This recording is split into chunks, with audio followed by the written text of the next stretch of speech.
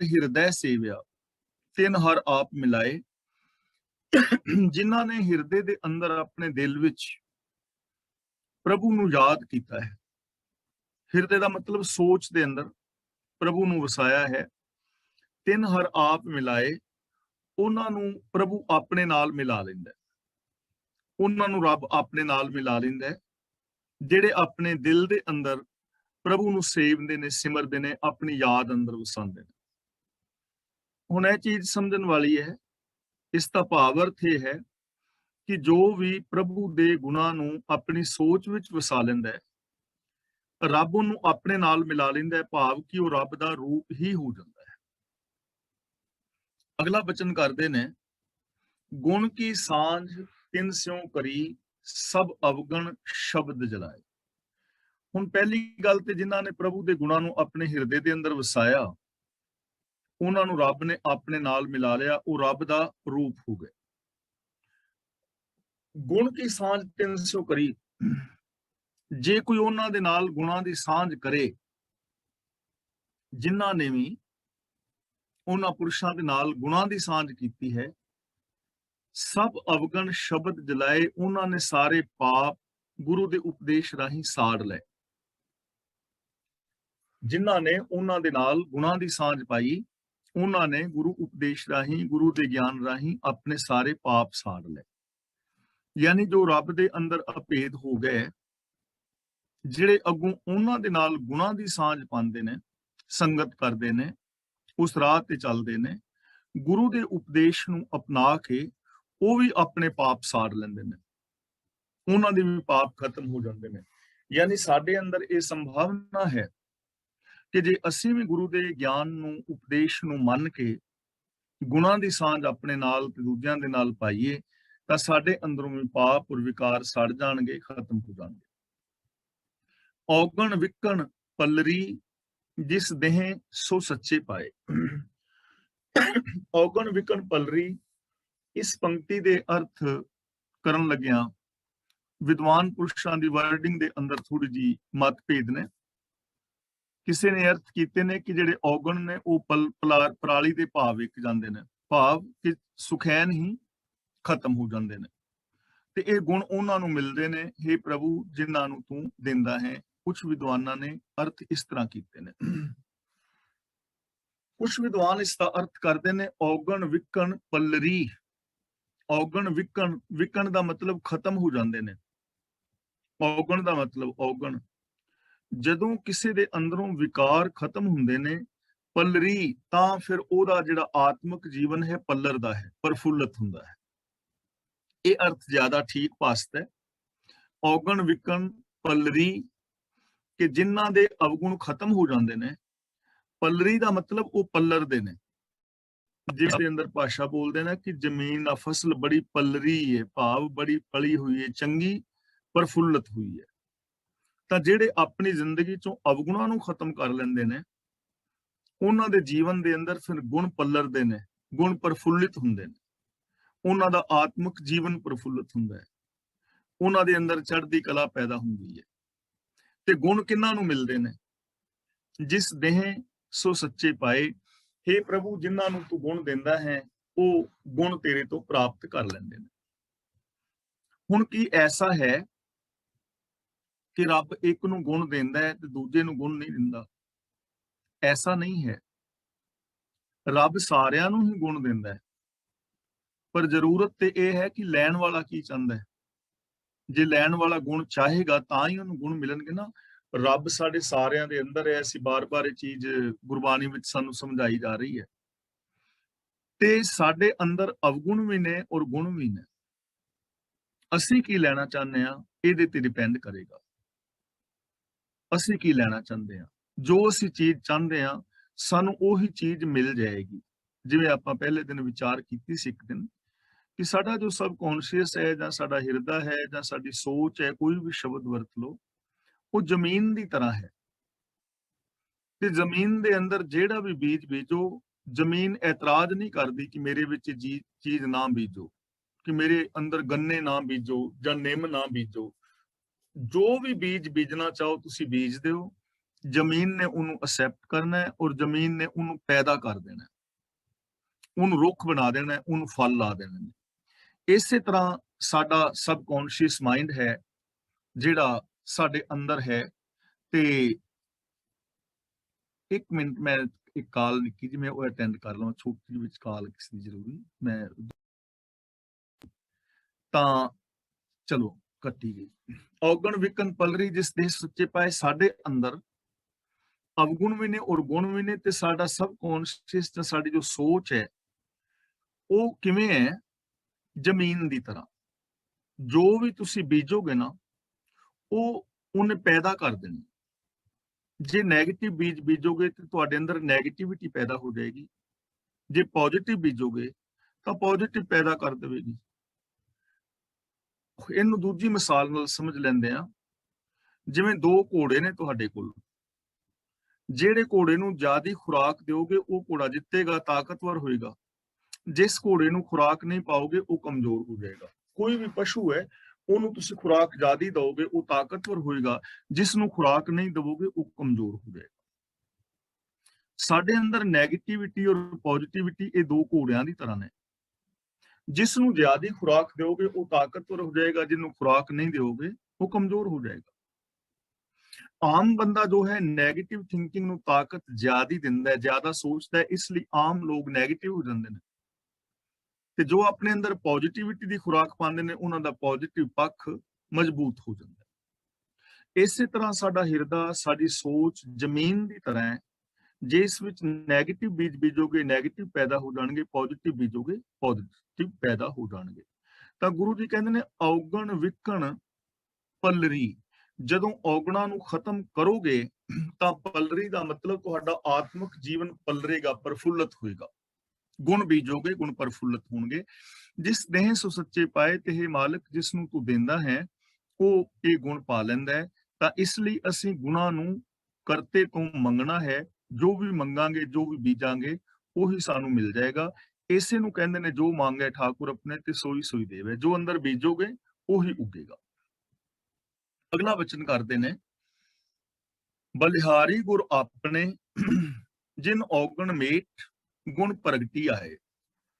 ਹੁਣ ਇਹ ਗੱਲ ਤਾਂ ਸਮਝ ਆ ਗਈ ਕਿ ਜੇ ਅਸੀਂ ਅਵਗੁਣਾਂ ਨੂੰ ਖਤਮ ਕਰਾਂਗੇ ਤਾਂ ਸਾਡੇ ਅੰਦਰ ਗੁਣ ਪ੍ਰਗਟ ਹੋਣਗੇ। ਪਰ ਸਵਾਲ ਇਹ ਹੈ ਕਿ ਇਹ ਔਗਣ ਖਤਮ ਕਿਵੇਂ ਹੋਣ ਔਰ ਗੁਣ ਪ੍ਰਗਟ ਕਿਵੇਂ ਹੋਣ। ਪ੍ਰੋਬਲਮ ਇਹ ਹੈ, ਸਾਨੂੰ ਇਹ ਤਾਂ ਸਮਝਾ ਦਿੱਤਾ ਜਾਂਦਾ ਹੈ ਕਿ ਤੁਸੀਂ ਨੈਗੇਟਿਵ ਨਾ ਸੋਚੋ, ਪੋਜ਼ਿਟਿਵ ਸੋਚੋ। ਆਮ ਸਾਨੂੰ ਕਿਹਾ ਜਾਂਦਾ ਹੈ ਕਿ ਤੁਸੀਂ ਚਿੰਤਾ ਨਾ ਕਰੋ। ਡਾਕਟਰ ਕੋਲ ਵੀ ਜਾਈਏ ਨਾ ਤਾਂ ਉਹ ਦਵਾਈ ਦਾਰੂ ਦਿੰਦੇ ਨੇ ਤੇ ਨਾਲ ਉਹ ਕਹਿੰਦੇ ਨੇ ਵੀ ਚਿੰਤਾ ਨਾ ਕਰਿਆ ਕਰੋ, ਫਿਕਰ ਨਾ ਕਰਿਆ ਕਰੋ। ਹੁਣ ਇੰਨੀ ਗੱਲ ਕਹਿਣ ਦੇ ਨਾਲ ਫਿਕਰ ਨਾ ਕਰੋ, ਸਾਡਾ ਫਿਕਰ ਮੁੱਕਦਾ ਨਹੀਂ। ਚਿੰਤਾ ਨਾ ਕਰੋ, ਇਹਦੇ ਨਾਲ ਸਾਡੀ ਚਿੰਤਾ ਛੁੱਟਦੀ ਨਹੀਂ। ਹੁਣ ਸਵਾਲ ਇਹ ਹੈ ਕਿ ਉਹ ਮੈਥਡ ਕੀ ਹੈ ਜਿਸ ਰਾਹੀਂ ਚਿੰਤਾ ਤੋਂ ਬਾਹਰ ਆਇਆ ਜਾਏ। ਮੈਥਡ ਦਾ ਪਤਾ ਹੋਣਾ ਚਾਹੀਦਾ। ਜਦੋਂ ਮੈਥਡ ਦਾ ਨਹੀਂ ਪਤਾ, ਢੰਗ ਦਾ ਨਹੀਂ ਪਤਾ, ਉਦੋਂ ਤੱਕ ਅਸੀਂ ਕੁਝ ਕਰ ਨਹੀਂ ਪਾਵਾਂਗੇ। ਇਸ ਲਈ ਹੁਣ ਸਵਾਲ ਪੈਦਾ ਹੁੰਦਾ ਹੈ ਕਿ ਜਿਹੜੇ ਅਵਗੁਣ ਨੇ ਉਹ ਖਤਮ ਕਿਵੇਂ ਹੋਣ ਔਰ ਗੁਣਾਂ ਦੇ ਧਾਰਨੀ ਕਿਵੇਂ ਹੋਈਏ, ਉਹਦਾ ਮੈਥਡ ਕੀ ਹੈ। ਤਾਂ ਗੁਰੂ ਜੀ ਕਹਿੰਦੇ ਨੇ, ਬਲਿਹਾਰੀ ਗੁਰ ਆਪਣੇ, ਮੈਂ ਆਪਣੇ ਗੁਰੂ ਤੋਂ ਬਲਿਹਾਰ ਹਾਂ, ਵਾਰ ਨੇ ਸਦਕੇ ਜਾਂਦਾ ਹਾਂ। ਹੋਰ ਥਾਵਾਂ ਤੇ ਮੈਂ ਜਾ ਜਾ ਕੇ ਦੇਖ ਲਿਆ ਹੈ, ਪੀਰਾਂ ਕੋਲ, ਮੜੀਆਂ ਕੋਲ, ਕਬਰਾਂ ਕੋਲ। ਜਿਵੇਂ ਭਗਤ ਭੀਖਨ ਜੀ ਕਹਿੰਦੇ ਨੇ, ਭੱਟਾਂ ਨੇ ਕਿਹਾ ਸੀ ਨਾ, ਸੌਰੀ ਭਗਤ ਕਹਿ ਗਿਆ ਵਾਂ, ਭੱਟਾਂ ਨੇ ਕਿਹਾ ਸੀ ਨਾ ਗੁਰੂ ਜੀ ਦੇ ਪਾਵਨ ਚਰਨਾਂ ਵਿੱਚ ਆਣ ਕੇ, ਭਗਤ ਭੀਖਾ ਜੀ ਤੇ ਹੋਰ ਭੱਟਾਂ ਨੇ। ਉਹ ਕਹਿੰਦੇ ਨੇ, ਬਰਸ ਏਕ ਹੋਂ ਫਿਰਿਓ ਕਿਨੇ ਨਹੁ ਪਰਚੋ ਲਾਇਓ, ਕਹਿਤੀਏ ਕਹਿਤੀ ਸੁਣੀ ਰਹਿਤ ਕੋ ਖੁਸ਼ੀ ਨਾ ਆਇਓ। ਰਹਿਓ ਸੰਤੋਂ ਟੋਲ ਸਾਧ ਬਹੁ ਤੇਰੇ ਡਿੱਠੇ। ਬੜੇ ਮੈਂ ਸੰਤਾਂ ਸਾਧਾਂ ਕੋਲ ਗਿਆ, ਕਥਾਵਾਚਕਾਂ ਕੋਲ ਗਿਆ, ਪੰਡਤਾਂ ਕੋਲ ਗਿਆ, ਵਿਦਵਾਨਾਂ ਕੋਲ ਗਿਆ, ਜੋਗੀਆਂ ਕੋਲ ਗਿਆ, ਸਾਧੂਆਂ ਕੋਲ ਗਿਆ, ਪਰ ਕਿਸੇ ਨੇ ਪਰਚਾ ਨਹੀਂ ਪਵਾਇਆ, ਰੱਬ ਦੇ ਨਾਲ ਪ੍ਰੀਤ ਨਹੀਂ ਬਣਾਈ। ਔਰ ਜਦੋਂ ਮੈਂ ਨੇੜੇ ਹੋ ਕੇ ਦੇਖਿਆ ਹੈ ਤਾਂ ਉਹਨਾਂ ਦੀ ਆਪਣੀ ਵੀ ਕਥਨੀ ਕਰਨੀ ਵਿੱਚ ਫਰਕ ਸੀ। ਇਸ ਲਈ ਮੈਂ ਸਾਰਿਆਂ ਨੂੰ ਛੱਡ ਕੇ ਉਹ ਚੀਜ਼ਾਂ ਅਪਣਾ ਲਈ, ਅਜਮਾ ਲਈਆਂ। ਬਲਿਹਾਰੀ ਗੁਰ ਆਪਣੇ, ਮੈਂ ਆਪਣੇ ਗੁਰੂ ਤੋਂ ਕੁਰਬਾਨ ਜਾਂਦਾ ਹਾਂ। ਜਿਨ ਔਗਣ ਮੇਟ ਗੁਣ ਪ੍ਰਗਟੀ ਆਏ, ਜਿਸ ਨੇ ਅਵਗੁਣ ਮਿਟਾ ਕੇ ਮੇਰੇ ਅੰਦਰ ਗੁਣ ਪ੍ਰਗਟ ਕਰ ਦਿੱਤੇ। ਯਾਨੀ ਸਾਡੇ ਅਵਗੁਣ ਖਤਮ ਹੋ ਸਕਦੇ ਨੇ, ਸਾਡੀ ਜ਼ਿੰਦਗੀ ਵਿੱਚ ਗੁਣ ਪ੍ਰਗਟ ਹੋ ਸਕਦੇ ਨੇ। ਉਹਦੇ ਵਾਸਤੇ ਜਿਹੜਾ ਰਾਸਤਾ ਹੈ ਉਹ ਹੈ ਗੁਰੂ ਦੇ ਦੱਸੇ ਰਾਹ ਤੇ ਤੁਰਨਾ, ਗੁਰੂ ਤੋਂ ਗਿਆਨ ਦੀ ਦਾਤ ਲੈਣੀ। ਜੇ ਸੌਖੇ ਲਫ਼ਜ਼ਾਂ ਵਿੱਚ ਅਸੀਂ ਸਮਝੀਏ ਨਾ, ਤਾਂ ਸੌਖੇ ਲਫ਼ਜ਼ਾਂ ਵਿੱਚ ਅਸੀਂ ਕਹਿ ਸਕਦੇ ਹਾਂ ਗੁਰੂ ਦੀ ਬਾਣੀ ਨੂੰ ਆਪ ਪੜ੍ਹਨਾ, ਗੁਰਬਾਣੀ ਦੀ ਆਪ ਵਿਚਾਰ ਕਰਨੀ ਔਰ ਗੁਰਬਾਣੀ ਆਸ਼ੇ ਮੁਤਾਬਕ ਜ਼ਿੰਦਗੀ ਜੀਣੀ ਸ਼ੁਰੂ ਕਰ ਦੇਣੀ। ਅਵਗੁਣ ਮਿਟ ਜਾਣਗੇ, ਗੁਣ ਆਟੋਮੈਟਿਕਲੀ ਪ੍ਰਗਟ ਹੋ ਜਾਣਗੇ। ਔਰ ਜੋ ਸਾਈਕੋਲੋਜਿਸਟ ਨੇ ਜਾਂ ਸਾਈਕੋਥੈਰੇਪਿਸਟ ਨੇ, ਉਹ ਵੀ ਇਹੀ ਸਿਧਾਂਤ ਅਪਣਾਉਂਦੇ ਨੇ ਜੋ ਸਾਨੂੰ ਗੁਰਬਾਣੀ ਵਿੱਚ ਦੱਸਿਆ ਜਾ ਰਿਹਾ ਨਾ। ਮੈਥਡ ਉਹਨਾਂ ਦੇ ਕੋਲ ਵੀ ਹੈ, ਉਹ ਇਸ ਮੈਥਡ ਨੂੰ ਲੈ ਕੇ ਹੀ ਚੱਲਦੇ ਨੇ। ਜਿੰਨੇ ਵੀ ਸਾਈਕੋਥੈਰੇਪਿਸਟ ਨੇ ਜੋ CBT ਕੋਗਨੀਟਿਵ ਬਿਹੇਵੀਅਰ ਥੈਰੇਪੀ ਰਾਹੀਂ ਕਿਸੇ ਦਾ ਇਲਾਜ ਕਰਦੇ ਨੇ ਨੈਗੇਟਿਵ ਤੋਂ ਪੋਜ਼ਿਟਿਵ ਲੈ ਜਾਣ ਵਾਸਤੇ, ਤਾਂ ਉਹਨਾਂ ਨੇ ਵੀ ਇਹਨਾਂ ਚੀਜ਼ਾਂ ਨੂੰ ਅਪਣਾਇਆ ਹੈ। ਜੋ ਐਕਟੀਵਿਟੀ ਇਵੈਂਟ ਹੈ, ਜਿਹੜੇ ਇਵੈਂਟ ਨੇ ਉਹਨਾਂ ਤੋਂ ਸਾਡੇ ਅੰਦਰ ਬਿਲੀਫ ਸਿਸਟਮ ਬਣਦਾ ਹੈ। ਉਸ ਤੋਂ ਬਾਅਦ ਸਾਡੇ ਅੰਦਰ ਇਮੋਸ਼ਨਸ ਪੈਦਾ ਹੁੰਦੇ ਨੇ। ਬਿਲੀਫ ਸਿਸਟਮ ਪਹਿਲਾਂ ਐਕਟੀਵਿਟੀ ਇਵੈਂਟ, ਫਿਰ ਬਿਲੀਫ ਸਿਸਟਮ, ਫਿਰ ਕੌਨਸੀਕੁਐਂਸੀ ਕਿ ਉਹਦਾ ਸਾਡੇ ਉੱਤੇ ਅਸਰ ਕੀ ਹੁੰਦਾ ਹੈ, ਤੇ ਫਿਰ ਅਗਲੀ ਗੱਲ ਹੈ ਕਿ ਉਹਨੂੰ ਡਿਸਪਿਊਟ ਕਿਵੇਂ ਕਰਨਾ ਹੈ, ਔਰ ਫਿਰ ਉਹ ਜੋ ਡਿਸਪਿਊਟ ਕਰਕੇ ਨਵੇਂ ਵਿਚਾਰਧਾਰਾ ਅੰਦਰ ਪ੍ਰਗਟ ਕੀਤੀ ਉਹਦਾ ਸਾਡੇ ਉੱਤੇ ਇਫੈਕਟ ਕੀ ਹੋਵੇਗਾ।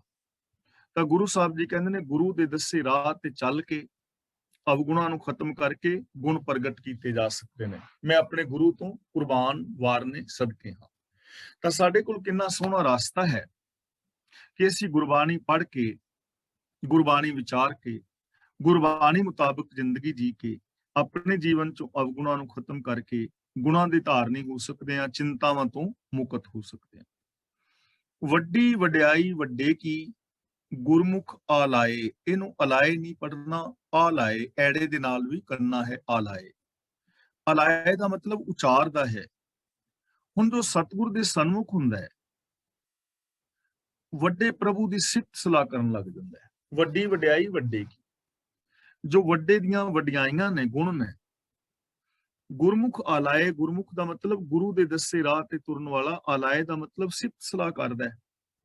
ਗੁਰੂ ਦੇ ਦੱਸੇ ਰਾਹ ਤੇ ਤੁਰਨ ਵਾਲਾ ਇਨਸਾਨ ਵੱਡੇ ਪ੍ਰਭੂ ਦੀਆਂ ਵਡਿਆਈਆਂ ਕਰਦਾ ਹੈ, ਗੁਣ ਗਾਉਂਦਾ ਹੈ, ਗੁਣਾਂ ਬਾਰੇ ਬੋਲਦਾ ਹੈ, ਗੁਣਾਂ ਵਾਲੀ ਜ਼ਿੰਦਗੀ ਜੀਂਦਾ ਹੈ।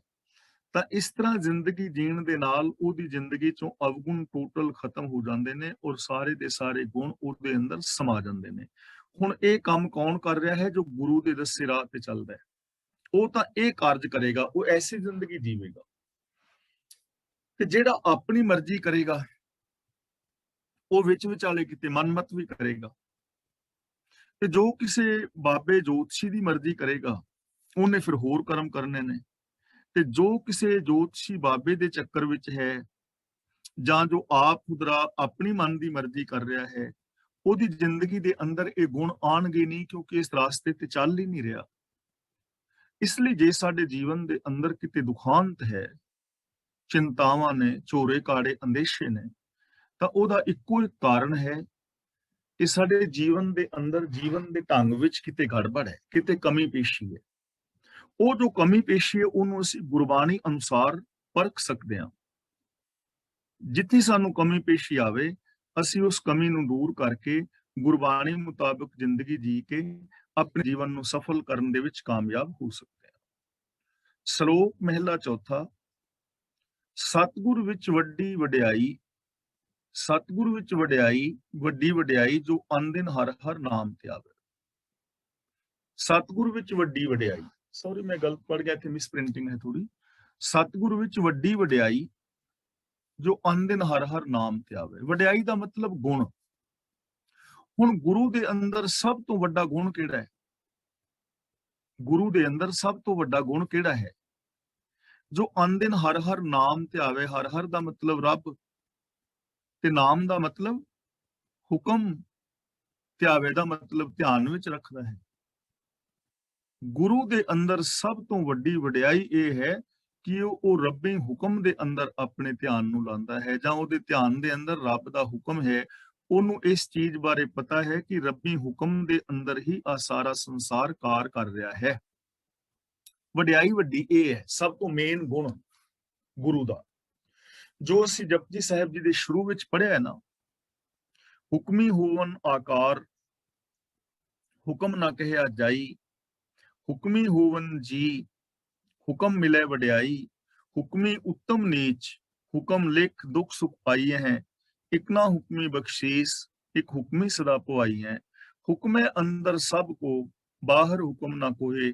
नानक हुक्मे जे बुझै, ताहू मैं कह ना कोई। ਹੁਣ ਇਹ ਗੱਲ ਤਾਂ ਸਾਡੀ ਸਮਝ ਵਿੱਚ ਆ ਗਈ ਕਿ ਪੂਰੀ ਦੁਨੀਆ ਦੀ ਉਤਪत्ति, ਲੈਤਾ, ਪਾਲਣਾ ਔਰ ਸੰਚਾਲਨ ਇਹ ਹੁਕਮ ਦੇ ਅੰਦਰ ਹੋ ਰਿਹਾ ਹੈ, ਸਿਸਟਮ ਦੇ ਅੰਦਰ ਹੋ ਰਿਹਾ ਹੈ, ਕੁਦਰਤੀ ਨੇਮਾਂ ਵਿੱਚ ਹੋ ਰਿਹਾ ਹੈ। ਇਹਨਾਂ ਕੁਦਰਤੀ ਨੇਮਾਂ ਤੋਂ ਬਾਹਰ, ਰੱਬੀ ਰਜ਼ਾ ਭਾਣੇ ਤੋਂ ਬਾਹਰ ਕੁਝ ਵੀ ਨਹੀਂ ਹੈ। ਜੋ ਕੁਝ ਵੀ ਹੈ ਰੱਬੀ ਰਜ਼ਾ ਭਾਣੇ ਵਿੱਚ ਹੈ। ਤਾਂ ਜੋ ਇਸ ਚੀਜ਼ ਨੂੰ ਸਮਝ ਕੇ ਰੱਬੀ ਰਜ਼ਾ ਭਾਣੇ ਦੇ ਅੰਦਰ ਜ਼ਿੰਦਗੀ ਬਤੀਤ ਕਰੇਗਾ, ਉਸ ਮਨੁੱਖ ਦੇ ਜੀਵਨ ਦੇ ਅੰਦਰ ਸੁਖ ਸ਼ਾਂਤੀ ਆਏਗੀ, ਜਿਹਦੀ ਸਮਝ ਵਿੱਚ ਇਹ ਗੱਲ ਬਹਿ ਜਾਏ ਕਿ ਸੁੱਖ ਔਰ ਦੁੱਖ ਸਾਰੇ ਸਿਸਟਮ ਵਿੱਚ ਨੇ। ਸਾਡੇ ਅੰਦਰ ਸਿਸਟਮ ਹੈ ਨਾ, ਸਾਡਾ ਜੋ ਸਬਕੌਂਸ਼ੀਅਸ ਜਾਂ ਸਾਡਾ ਦਿਮਾਗ ਜਾਂ ਮਨ, ਕੁਝ ਵੀ ਸ਼ਬਦ ਵਰਤ ਲਓ, ਜਿਹੜਾ ਬੀਜ ਬੀਜਾਂਗੇ ਉਹਨੇ ਉਹ ਪੈਦਾ ਹੋਣਾ ਹੈ। ਇਹ ਸਿਸਟਮ ਹੈ, ਪੱਕਾ ਲਾ ਹੈ। ਜੇ ਨੈਗੇਟਿਵ ਸੋਚੋਗੇ ਤਾਂ ਉਹਦਾ ਰਿਜ਼ਲਟ ਪੋਜ਼ਿਟਿਵ ਨਹੀਂ ਆਏਗਾ। ਜੇ ਆਪਣੇ ਅੰਦਰ ਜੈਲਸੀ ਰੱਖੋਗੇ ਕਿਸੇ ਲਈ ਤਾਂ ਅੰਦਰ ਸ਼ਾਂਤੀ ਆਉਣੀ ਨਹੀਂ, ਅੰਦਰ ਈਰਖਾ ਦੀ ਅੱਗ ਬਲਦੀ ਰਹਿਣੀ ਹੈ ਨਾ। ਇਸ ਲਈ ਗੁਰੂ ਜੀ ਕਹਿੰਦੇ ਨੇ ਸਤਿਗੁਰ ਦੇ ਅੰਦਰ ਵੱਡੀ ਵਡਿਆਈ ਹੈ, ਸਤਿਗੁਰ ਦੀ ਖਾਸੀਅਤ ਹੈ ਕਿ ਉਹ ਪ੍ਰਭੂ ਦੇ ਨਾਮ ਦੇ ਅੰਦਰ ਧਿਆਨ ਲਾਉਂਦਾ ਹੈ। ਨਾਮ ਦਾ ਮਤਲਬ ਹੁਕਮ, ਉਹ ਹੁਕਮ ਅਨੁਸਾਰ ਜ਼ਿੰਦਗੀ ਜੀਂਦਾ ਹੈ। ਹਰ ਹਰ ਨਾਮ ਰਮਤ ਸੁਚ ਸੰਜਮ, ਹਰ ਨਾਮੇ ਹੀ ਤ੍ਰਿਪਤ ਆਵੇ। ਹੁਣ ਦੁਨੀਆ ਦੇ ਅੰਦਰ ਕੁਝ ਲੋਕ ਨੇ ਜੋ ਸੋਚ ਰੱਖਦੇ ਨੇ, ਕੁਝ ਸੰਜਮ ਕਰਦੇ ਨੇ, ਵਰਤ ਵਗੈਰਾ ਜਾਂ ਜੋ ਵੀ ਉਹਨਾਂ ਦੇ ਧਾਰਮਿਕ ਕਰਮ ਕਾਂਡ ਨੇ। ਸਾਨੂੰ ਦੱਸਿਆ ਜਾਂਦਾ ਹੈ ਕਿ ਤੁਸੀਂ ਸੋਚ ਰੱਖੋ, ਔਰ ਸੋਚ ਰੱਖਣ ਦੇ ਨਾਲ ਰੱਬ ਮਿਲੇਗਾ। ਤੀਰਥਾਂ ਤੇ ਇਸ਼ਨਾਨ ਕਰੋ, ਚੌਂਕਾ ਚੁੱਲ੍ਹਾ ਸਾਫ਼ ਰੱਖੋ, ਦੂਜੇ ਦੇ ਨਾਲ ਟੱਚ ਨਾ ਕਰੋ, ਫਿਰ ਤੁਹਾਨੂੰ ਰੱਬ ਮਿਲੇਗਾ। ਦੇਖੋ, ਸਫਾਈ ਇੱਕ ਵੱਖਰੀ ਗੱਲ ਹੈ ਔਰ ਪਵਿੱਤਰਤਾ ਦਾ ਵਹਿਮ ਇੱਕ ਵੱਖਰੀ ਗੱਲ ਹੈ। ਜਿਵੇਂ ਹੁਣ ਜੇ ਪਵਿੱਤਰਤਾ ਦੇ ਨਾਲ ਰੱਬ ਮਿਲਦਾ ਹੁੰਦਾ ਨਾ, ਜਾਂ ਪਵਿੱਤਰਤਾ ਦੇ ਨਾਲ ਸ਼ਾਂਤੀ ਹੁੰਦੀ ਤਾਂ ਫਿਰ ਕੀ ਹੋਣਾ ਸੀ? ਫਿਰ ਤਾਂ ਅੱਜ ਸਾਰਿਆਂ ਨੂੰ ਰੱਬ ਮਿਲ ਜਾਣਾ ਸੀ। ਜਿੰਨੀ ਸੁਚਮਤਾ, ਜਿੰਨੀ ਪਵਿੱਤਰਤਾ ਜਾਂ ਜਿੰਨੀ ਬਾਹਰ ਦੀ ਸਫਾਈ ਜਦੋਂ ਦਾ ਕਰੋਨਾ ਆਇਆ ਹੈ ਉਦੋਂ ਦੀ ਸ਼ੁਰੂ ਹੋਈ ਹੈ, ਇੰਨੀ ਸਫਾਈ ਮੈਂ ਆਪਣੀ ਜ਼ਿੰਦਗੀ ਵਿੱਚ ਕਦੇ ਨਹੀਂ ਵੇਖੀ। ਹਾਲਾਂਕਿ ਸਾਰੇ ਲੋਕ ਸਾਫ਼ ਸੁਥਰੇ ਰਹਿੰਦੇ ਸਨ, ਪਹਿਲਾਂ ਵੀ ਰਹਿੰਦੇ ਸਨ, ਲੇਕਿਨ ਇੰਨੀ ਸਫਾਈ ਕਿ ਬੰਦਾ ਬਾਰ-ਬਾਰ ਆਪਣੇ ਹੱਥਾਂ ਨੂੰ ਸੈਨੀਟਾਈਜ਼ ਕਰ ਰਿਹਾ ਹੈ, ਦੂਜੇ ਦੇ ਨਾਲ ਟੱਚ ਨਹੀਂ ਕਰ ਰਿਹਾ, ਘਰ ਸੈਨੀਟਾਈਜ਼ ਕਰ ਰਿਹਾ ਹੈ, ਜੇ ਕਿਤੇ ਕੁੰਡਾ ਖੋਲਿਆ ਹੈ ਉੱਥੇ ਸੈਨੀਟਾਈਜ਼ਰ ਮਾਰਿਆ ਹੈ, ਗੁਰਦੁਆਰੇ ਸਾਹਿਬਾਨ, ਮੰਦਰ ਮਸੀਤਾਂ ਵਿੱਚ ਸੈਨੀਟਾਈਜ਼ਰ ਮਾਰਿਆ ਜਾ ਰਿਹਾ ਹੈ, ਮਾਸਕ ਲਾ ਕੇ ਬੰਦਾ ਫਿਰ ਰਿਹਾ ਹੈ। ਕਿੰਨੀ ਸਫਾਈ ਹੈ ਕਿ ਆਪਣੇ ਹੀ ਹੱਥ ਜਾਂ ਉਂਗਲੀ ਕੰਨ ਔਰ ਅੱਖ ਨੂੰ ਲਾਉਣ ਤੋਂ ਝਿਜਕਦਾ ਹੈ ਪਿਆ। ਇੰਨੀ ਸਫਾਈ। ਜੇ ਤਾਂ ਬਾਹਰਲੀ ਸਫਾਈ ਨਾਲ ਰੱਬ ਮਿਲਦਾ ਤਾਂ ਫਿਰ ਤਾਂ ਸਾਰਿਆਂ ਨੂੰ ਮਿਲ ਜਾਣਾ ਸੀ। ਹੁਣ ਤੇ ਸਾਰੇ ਸਫਾਈ ਰੱਖ ਰਹੇ ਨੇ, ਲੇਕਿਨ ਸਫਾਈ ਵੱਖਰੀ ਚੀਜ਼ ਹੈ ਔਰ ਵਹਿਮ ਇੱਕ ਵੱਖਰੀ ਚੀਜ਼ ਹੈ। ਸਫਾਈ ਰੱਖਣਾ ਸਾਡਾ ਹੱਕ ਵੀ ਹੈ, ਸਾਡਾ ਫਰਜ਼ ਵੀ ਹੈ। ਹਰ ਬੰਦੇ ਨੂੰ ਸਫਾਈ ਰੱਖਣੀ ਚਾਹੀਦੀ ਹੈ, ਕਿਉਂਕਿ ਸਫਾਈ ਰੱਖਣ ਦੇ ਨਾਲ ਬਹੁਤ ਸਾਰੀਆਂ ਬਿਮਾਰੀਆਂ ਤੋਂ, ਰੋਗਾਂ ਤੋਂ ਬਚਿਆ ਜਾ ਸਕਦਾ ਹੈ। ਪਰ ਜੇ ਕੋਈ ਇਹ ਕਹੇ ਕਿ ਮੈਂ ਬਾਹਰ ਦੀ ਸਫਾਈ ਰੱਖ ਕੇ ਤੇ ਅੰਦਰੋਂ ਠੱਗੀਆਂ ਔਰ ਬੇਈਮਾਨੀਆਂ, ਚੋਰੀਆਂ ਕਰਕੇ ਰੱਬ ਨੂੰ ਪਾ ਲਵਾਂ, ਐਵੇਂ ਨਹੀਂ ਹੋਣਾ। ਕਿਉਂਕਿ ਬਾਹਰ ਦੀ ਸਫਾਈ ਤੇ ਹੁਣ ਬੜੀ ਹੈ, ਲੇਕਿਨ ਕੀ ਅੰਦਰ ਦੀ ਸਫਾਈ ਹੋ ਗਈ? ਸੋਚ ਕਿੱਥੇ ਖੜੀ ਹੈ? ਜਿਵੇਂ ਉਹ ਕੱਲ ਵੀ ਅਸੀਂ ਗੱਲ ਕੀਤੀ ਸੀ, ਕਿਵੇਂ ਵੀਡੀਓ ਵਾਇਰਲ ਹੋਈਆਂ ਨੇ ਕਿ ਕਰੋਨਾ ਨੂੰ ਵੀ ਲੋਕਾਂ ਨੇ ਕਮਾਈ ਦਾ ਸਾਧਨ ਬਣਾ ਲਿਆ ਹੈ। ਇੱਕ ਬੰਦਾ ਮਰ ਰਿਹਾ ਹੈ ਤੇ ਉਹਦਾ ਵੀ ਵਪਾਰ ਬਣਾ ਲਿਆ ਗਿਆ ਹੈ। ਈਰਖਾ, ਦਵੈਸ਼, ਵੈਰ, ਵਿਰੋਧ ਉਸੇ ਤਰ੍ਹਾਂ ਹੀ ਨੇ। ਤਾਂ ਜ਼ਰੂਰਤ ਤਾਂ ਅੰਦਰਲੀ ਸਫਾਈ ਦੀ ਹੈ। ਇਸ ਲਈ ਗੁਰੂ ਜੀ ਕਹਿੰਦੇ ਨੇ ਹਰ ਹਰ ਨਾਮ ਰਮਤ। ਨਾਮ ਦਾ ਮਤਲਬ ਹੁਕਮ, ਰਮਤ ਦਾ ਮਤਲਬ ਜਾਣਨਾ, ਅਪਣਾਣਾ। ਰੱਬੀ ਰਜ਼ਾ ਦੇ ਵਿੱਚ ਰਹਿਣਾ ਹੀ ਗੁਰੂ ਵਾਸਤੇ ਸੋਚ ਔਰ ਸੰਜਮ ਹੈ। ਯਾਨੀ ਰੱਬੀ ਰਜ਼ਾ ਦੇ ਵਿੱਚ ਰਹਿਣਾ ਹੀ ਸੋਚ ਸੰਜਮ ਹੈ। ਹਰ ਨਾਮੇ ਹੀ ਤ੍ਰਿਪਤਾਵੇ। ਤ੍ਰਿਪਤਾਵੇ ਦਾ ਮਤਲਬ ਤ੍ਰਿਪਤ ਰਹਿੰਦਾ ਹੈ। ਤੇ ਗੁਰੂ ਜੋ ਹੈ ਹਰੀ ਨਾਮ ਵਿੱਚ, ਰੱਬ ਦੇ ਹੁਕਮ ਦੇ ਵਿੱਚ ਹੀ ਤ੍ਰਿਪਤ ਰਹਿੰਦਾ ਹੈ। ਹੁਣ ਤੁਸੀਂ ਇਸ ਪੰਕਤੀ ਦੇ ਅਰਥ ਨੂੰ ਲਓ ਤੇ ਗੁਰੂ ਸਾਹਿਬਾਨ ਦੇ ਜੀਵਨ ਵੱਲ ਤੱਕੋ।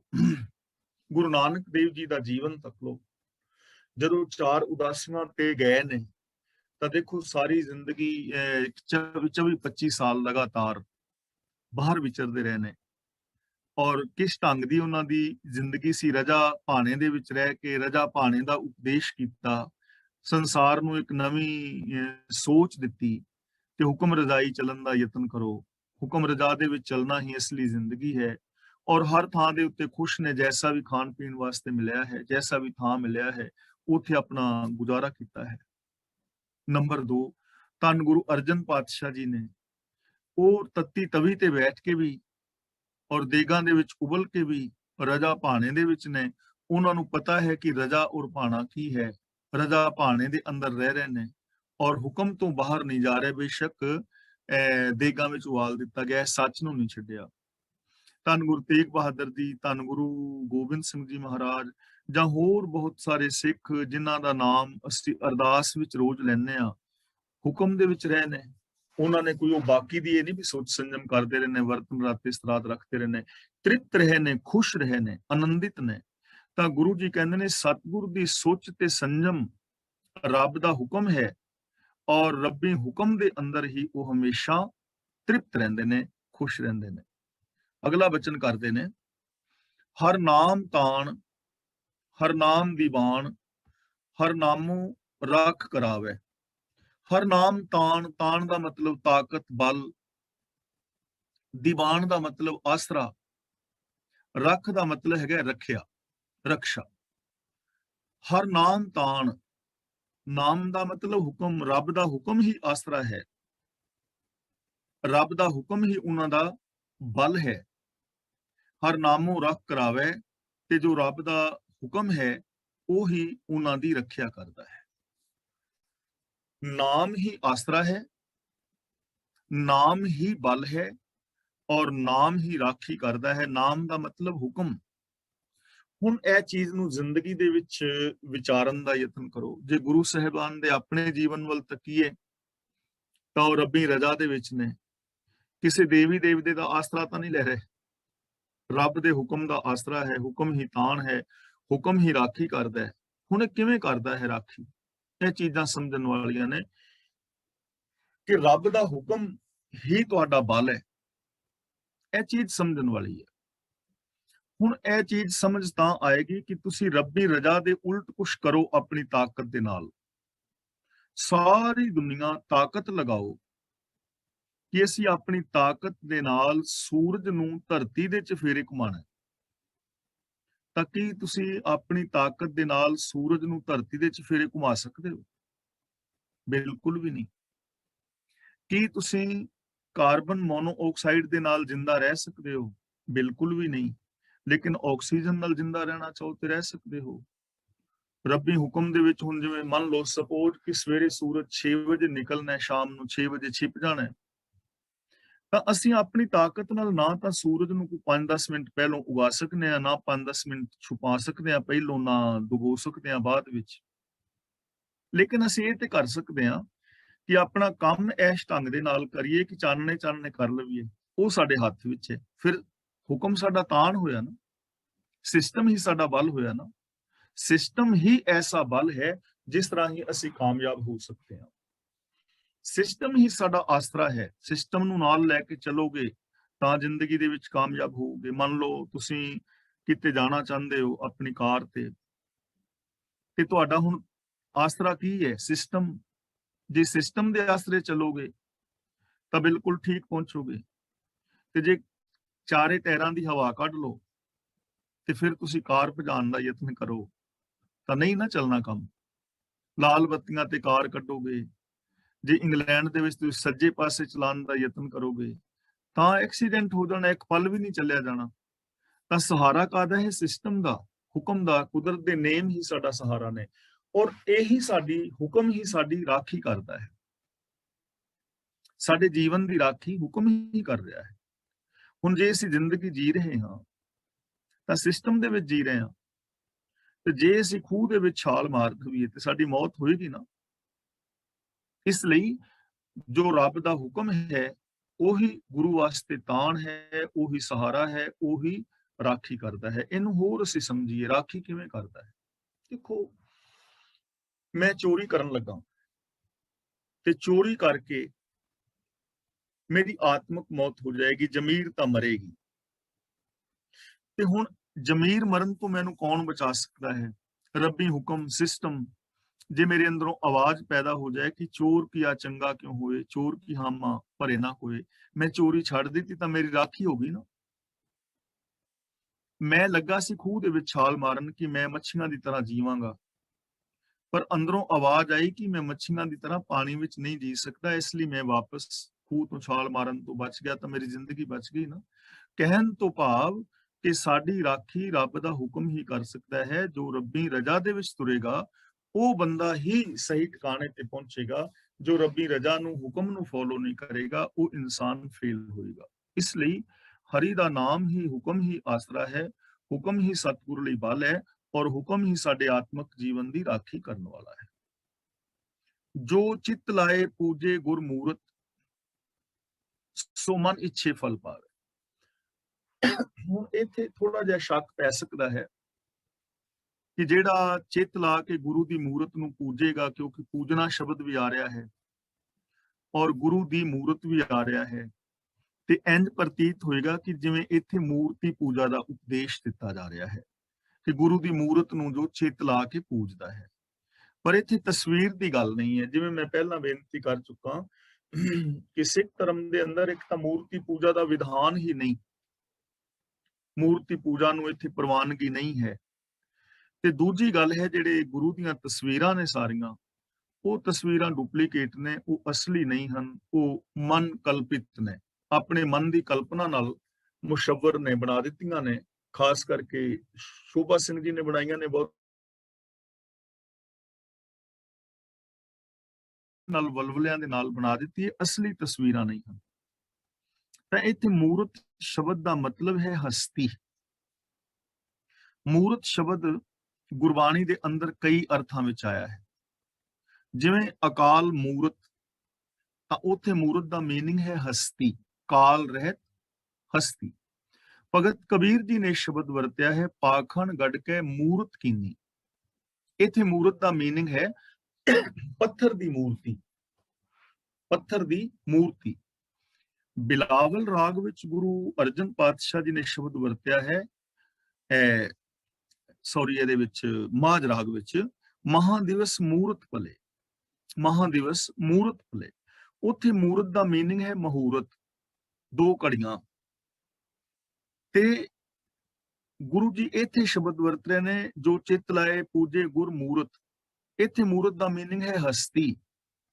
ਔਰ ਗੁਰੂ ਸਾਹਿਬ ਜੀ ਨੇ ਬਿਲਾਵਲ ਰਾਗ ਵਿੱਚ ਵੀ ਇਹ ਸ਼ਬਦ ਵਰਤਿਆ ਹੈ ਗੁਰ ਕੀ ਮੂਰਤ ਮਨ ਮੈਂ ਧਿਆਨ। ਉੱਥੇ ਮੂਰਤ ਦਾ ਮੀਨਿੰਗ ਹੈਗਾ ਸਿੱਖਿਆ। ਨਾਨਕ ਮੂਰਤ ਚਿੱਤਰ ਜਿਉ, ਉੱਥੇ ਮੂਰਤ ਦਾ ਮੀਨਿੰਗ ਹੈਗਾ ਕਾਗਜ਼ ਦੀ ਤਸਵੀਰ।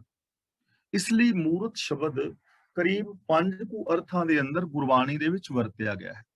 ਮੂਰਤ ਦਾ ਅਰਥ ਹਰ ਥਾਂ ਦੇ ਉੱਤੇ ਤਸਵੀਰ ਨਹੀਂ ਹੈ। ਇੱਥੇ ਮੂਰਤ ਦਾ ਮੀਨਿੰਗ ਹੈ ਹਸਤੀ। ਜੋ ਚਿੱਤ ਲਾਏ ਪੂਜੇ ਗੁਰ ਹਸਤੀ, ਪੂਜੇ ਦਾ ਮਤਲਬ ਇੱਥੇ ਹੈ ਸਤਕਾਰ ਕਰਨਾ, ਹੁਕਮ ਵਿੱਚ ਤੁਰਨਾ। ਕਿ ਜੋ ਚਿੱਤ ਲਾ ਕੇ ਦਿਲੋਂ ਗੁਰੂ ਦੀ ਐਸੀ ਸ਼ਖਸੀਅਤ ਹਸਤੀ ਦਾ ਸਤਕਾਰ ਕਰਦਾ ਹੈ, ਗੁਰੂ ਦੀ ਸਿੱਖਿਆ ਮੁਤਾਬਕ ਜ਼ਿੰਦਗੀ ਜੀਂਦਾ ਹੈ, ਸੋ ਮਨ ਇੱਛੇ ਫਲ ਪਾਵੇ, ਉਹ ਮਨ ਇੱਛਿਤ ਫਲ ਪ੍ਰਾਪਤ ਕਰ ਲੈਂਦਾ, ਜੋ ਉਹ ਚਾਹੁੰਦਾ ਹੈ ਉਹਨੂੰ ਮਿਲ ਜਾਂਦਾ ਹੈ। ਤੇ ਸਾਡੇ ਮਨ ਇੱਛਿਤ ਫਲ ਕੀ ਨੇ? ਕਿ ਅਸੀਂ ਮੁਕਤ ਹੋਈਏ, ਸਾਨੂੰ ਸੁਖ ਸ਼ਾਂਤੀ ਮਿਲੇ, ਸਾਨੂੰ ਆਨੰਦ ਪ੍ਰਸੰਨਤਾ ਮਿਲੇ, ਅਸੀਂ ਜੀਵਨ ਮੁਕਤ ਹੋਈਏ। ਤਾਂ ਜੋ ਗੁਰੂ ਦੀ ਜੋ ਹਸਤੀ ਹੈ ਉਸ ਨੂੰ ਚਿੱਤ ਲਾ ਕੇ ਜੋ ਮੰਨਦਾ ਹੈ ਉਹ ਮਨ ਇੱਛਿਤ ਫਲ ਪ੍ਰਾਪਤ ਕਰ ਲੈਂਦਾ ਹੈ।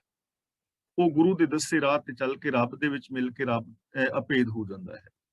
ਔਰ ਗੁਰੂ ਦੇ ਦੱਸੇ ਰਾਹ ਤੇ ਚੱਲ ਕੇ ਹਰ ਬੰਦਾ ਕਾਮਯਾਬੀ ਹਾਸਲ ਕਰ ਸਕਦਾ ਹੈ, ਚਾਹੇ ਉਹ ਸਰੀਰਕ ਹੈ, ਮਾਨਸਿਕ ਹੈ, ਬੌਧਿਕ ਹੈ, ਆਤਮਿਕ ਹੈ, ਪਰਿਵਾਰਕ ਵਿਵਹਾਰਕ ਹੈ। ਕੋਈ ਵੀ ਜਿਹੜੀ ਚੀਜ਼ ਹੈ ਉੱਥੇ ਸਫਲਤਾ ਮਿਲੇਗੀ। ਕਿਉਂ ਮਿਲੇਗੀ?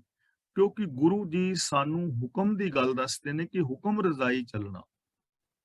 ਤੇ ਜਿਹੜਾ ਗੁਰੂ ਦਾ ਸਿੱਖ ਹੈ, ਗੁਰੂ ਦੇ ਦੱਸੇ ਰਾਹ ਤੇ ਤੁਰਨ ਵਾਲਾ ਹੈ, ਉਹ ਹਰ ਚੀਜ਼ ਦੀ ਰਿਕੁਆਇਰਮੈਂਟ ਪੂਰੀ ਕਰੇਗਾ।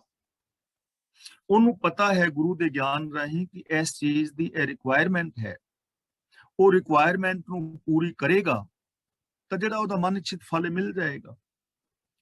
ਫਾਰ ਐਗਜ਼ਾਮਪਲ, ਕੋਈ ਇੰਜੀਨੀਅਰ ਬਣਨਾ ਚਾਹੁੰਦਾ ਹੈ ਤੇ ਜਿਹੜਾ ਗੁਰੂ ਦੀ ਹਸਤੀ ਦਾ ਸਤਿਕਾਰ ਕਰਦਾ ਹੈ, ਹੁਕਮ ਵਿੱਚ ਤੁਰਦਾ ਹੈ, ਉਹਨੂੰ ਇਹ ਸਮਝ ਹੋਏਗੀ ਕਿ ਇੰਜੀਨੀਅਰ ਬਣਨ ਵਾਸਤੇ ਕੋਈ ਰਿਕੁਆਇਰਮੈਂਟ ਹੈ, ਉਸ ਰਿਕੁਆਇਰਮੈਂਟ ਨੂੰ ਪੂਰੀ ਕਰੇਗਾ ਉਹ ਇੰਜੀਨੀਅਰ ਬਣ ਜਾਏਗਾ।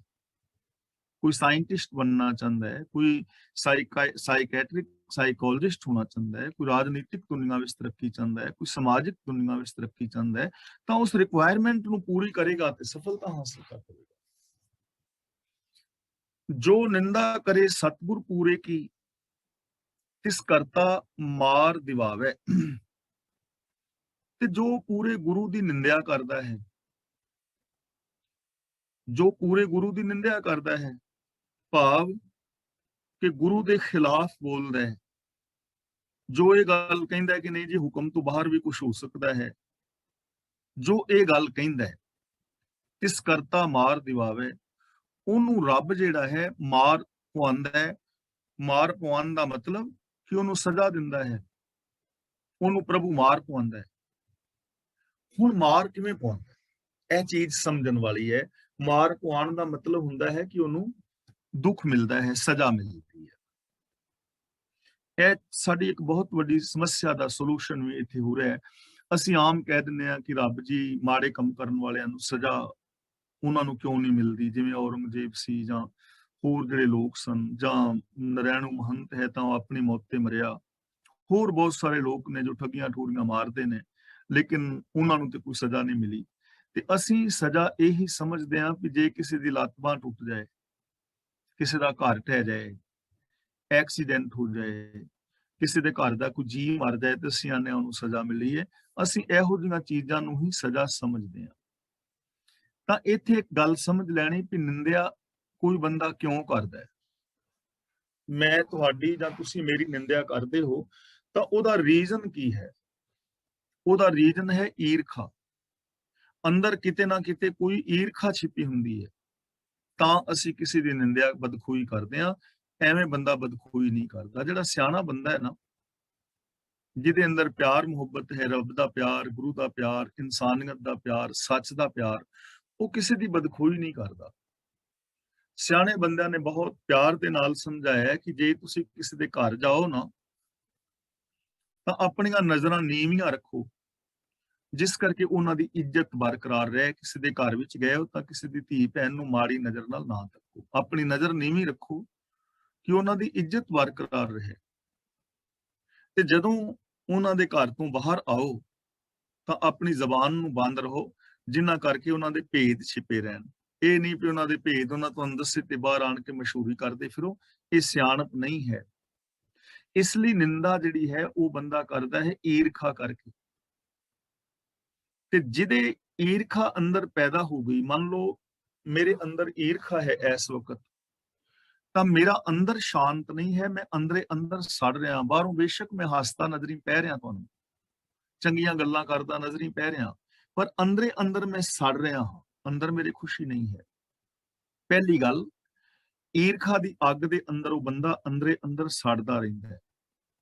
ਤੇ ਦੂਜੀ ਗੱਲ, ਜਿਨ੍ਹਾਂ ਦੇ ਕੋਲ ਤੁਹਾਡੇ ਕੋਲ ਮੈਂ ਜਿਹਦੀ ਬਦਖੋਈ ਕਰਾਂਗਾ, ਤੁਹਾਡੇ ਕੋਲ ਬਦਖੋਈ ਕਰਾਂਗਾ, ਤਾਂ ਮੈਂ ਤੁਹਾਡੀਆਂ ਨਜ਼ਰਾਂ ਦੇ ਵਿੱਚੋਂ ਵੀ ਗਿਰ ਜਾਵਾਂਗਾ ਕਿ ਯਾਰ ਇਹ ਕਥਾਵਾਚਕ ਕੈਸਾ ਹੈ, ਜਾਂ ਇਹ ਬੰਦਾ ਕੈਸਾ ਹੈ ਕਿ ਲੋਕਾਂ ਦੀ ਬਦਖੋਈ ਕਰਦਾ ਫਿਰਦਾ ਹੈ। ਇੱਥੇ ਇਹਨੇ ਉਹਨਾਂ ਦੀ ਕੀਤੀ ਹੈ, ਅੱਗੇ ਜਾ ਕੇ ਸਾਡੀ ਵੀ ਕਰੇਗਾ, ਮੈਂ ਤੁਹਾਡੀਆਂ ਨਜ਼ਰਾਂ ਚੋਂ ਗਿਰ ਗਿਆ।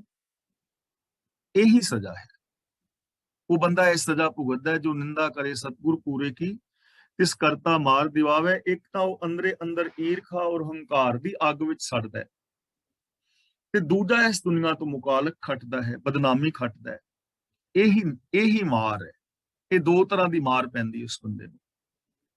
ਇੱਕ ਤੇ ਅੰਦਰੇ ਅੰਦਰ ਈਰਖਾ ਦੇ ਨਾਲ ਸੜਦਾ ਹੈ, ਤੇ ਦੂਜਾ ਉਹ ਦੂਜਿਆਂ ਲੋਕਾਂ ਦੀ, ਜਿਹੜੇ ਚੰਗੇ ਲੋਕ ਨੇ, ਉਹਨਾਂ ਦੀ ਨਜ਼ਰ ਦੇ ਅੰਦਰ ਡਿੱਗ ਜਾਂਦਾ ਹੈ।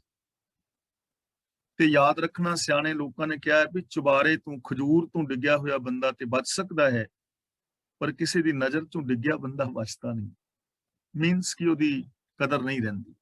ਇਸ ਲਈ ਚੁਬਾਰੇ ਤੋਂ ਡਿੱਗ ਕੇ ਬਚ ਸਕਦੇ ਹੋ, ਡਿੱਗ ਜਾਓ, ਕੋਈ ਗੱਲ ਨਹੀਂ, ਪਰ ਕਿਸੇ ਦੀ ਨਜ਼ਰ ਚੋਂ ਨਾ ਗਿਰਨਾ।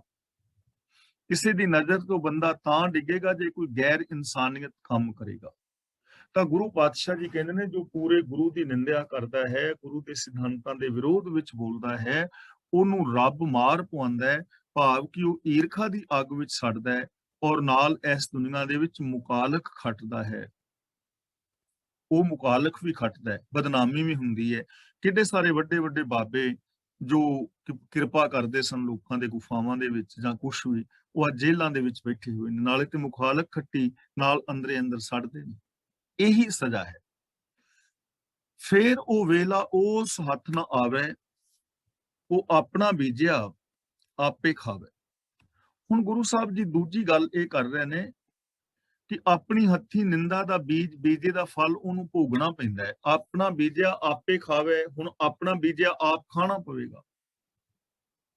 ਜੇ ਕਿਸੇ ਦੀ ਨਿੰਦਿਆ ਕੀਤੀ ਹੈ, ਅੰਦਰ ਈਰਖਾ ਮੈਂ ਪੈਦਾ ਕਰ ਲਈ ਹੈ, ਤਾਂ ਹੁਣ ਮੈਨੂੰ ਸੜਨਾ ਹੀ ਪਵੇਗਾ ਨਾ, ਕਿਉਂਕਿ ਈਰਖਾ ਦੀ ਅੱਗ ਮੈਂ ਆਪਣੇ ਅੰਦਰ ਆਪ ਪਾਲੀ ਹੋਈ ਹੈ। ਹੰਕਾਰ ਮੈਂ ਆਪਣੇ ਅੰਦਰ ਆਪ ਪੈਦਾ ਕੀਤਾ ਹੋਇਆ ਹੈ। ਕ੍ਰੋਧ ਮੈਂ ਆਪਣੇ ਅੰਦਰ ਆਪ ਪੈਦਾ ਕੀਤਾ ਹੋਇਆ ਹੈ। ਤਾਂ ਫਿਰ ਮੈਨੂੰ ਸੜਨਾ ਪਏਗਾ ਨਾ ਅੰਦਰੇ ਅੰਦਰ, ਕ੍ਰੋਧ ਦੀ ਅੱਗ ਵਿੱਚ, ਈਰਸ਼ਾ ਦੀ ਅੱਗ ਵਿੱਚ, ਤ੍ਰਿਸ਼ਨਾ ਦੀ ਅੱਗ ਵਿੱਚ। ਤੇ ਦੂਜਾ, ਜਿਨ੍ਹਾਂ ਦੀ ਮੈਂ ਨਿੰਦਿਆ ਕੀਤੀ ਹੈ ਉਹਨਾਂ ਦਾ ਮੈਨੂੰ ਵਿਰੋਧ ਵੀ ਸਹਿਣਾ ਪਵੇਗਾ, ਔਰ ਜਿਨ੍ਹਾਂ ਦੇ ਕੋਲ ਮੈਂ ਕਿਸੇ ਦੀ ਬਦਖੋਈ ਕੀਤੀ ਹੈ ਉਹਨਾਂ ਦੀਆਂ ਨਜ਼ਰਾਂ ਦੇ ਵਿੱਚ ਵੀ ਮੈਂ ਗਿਰਾਂਗਾ।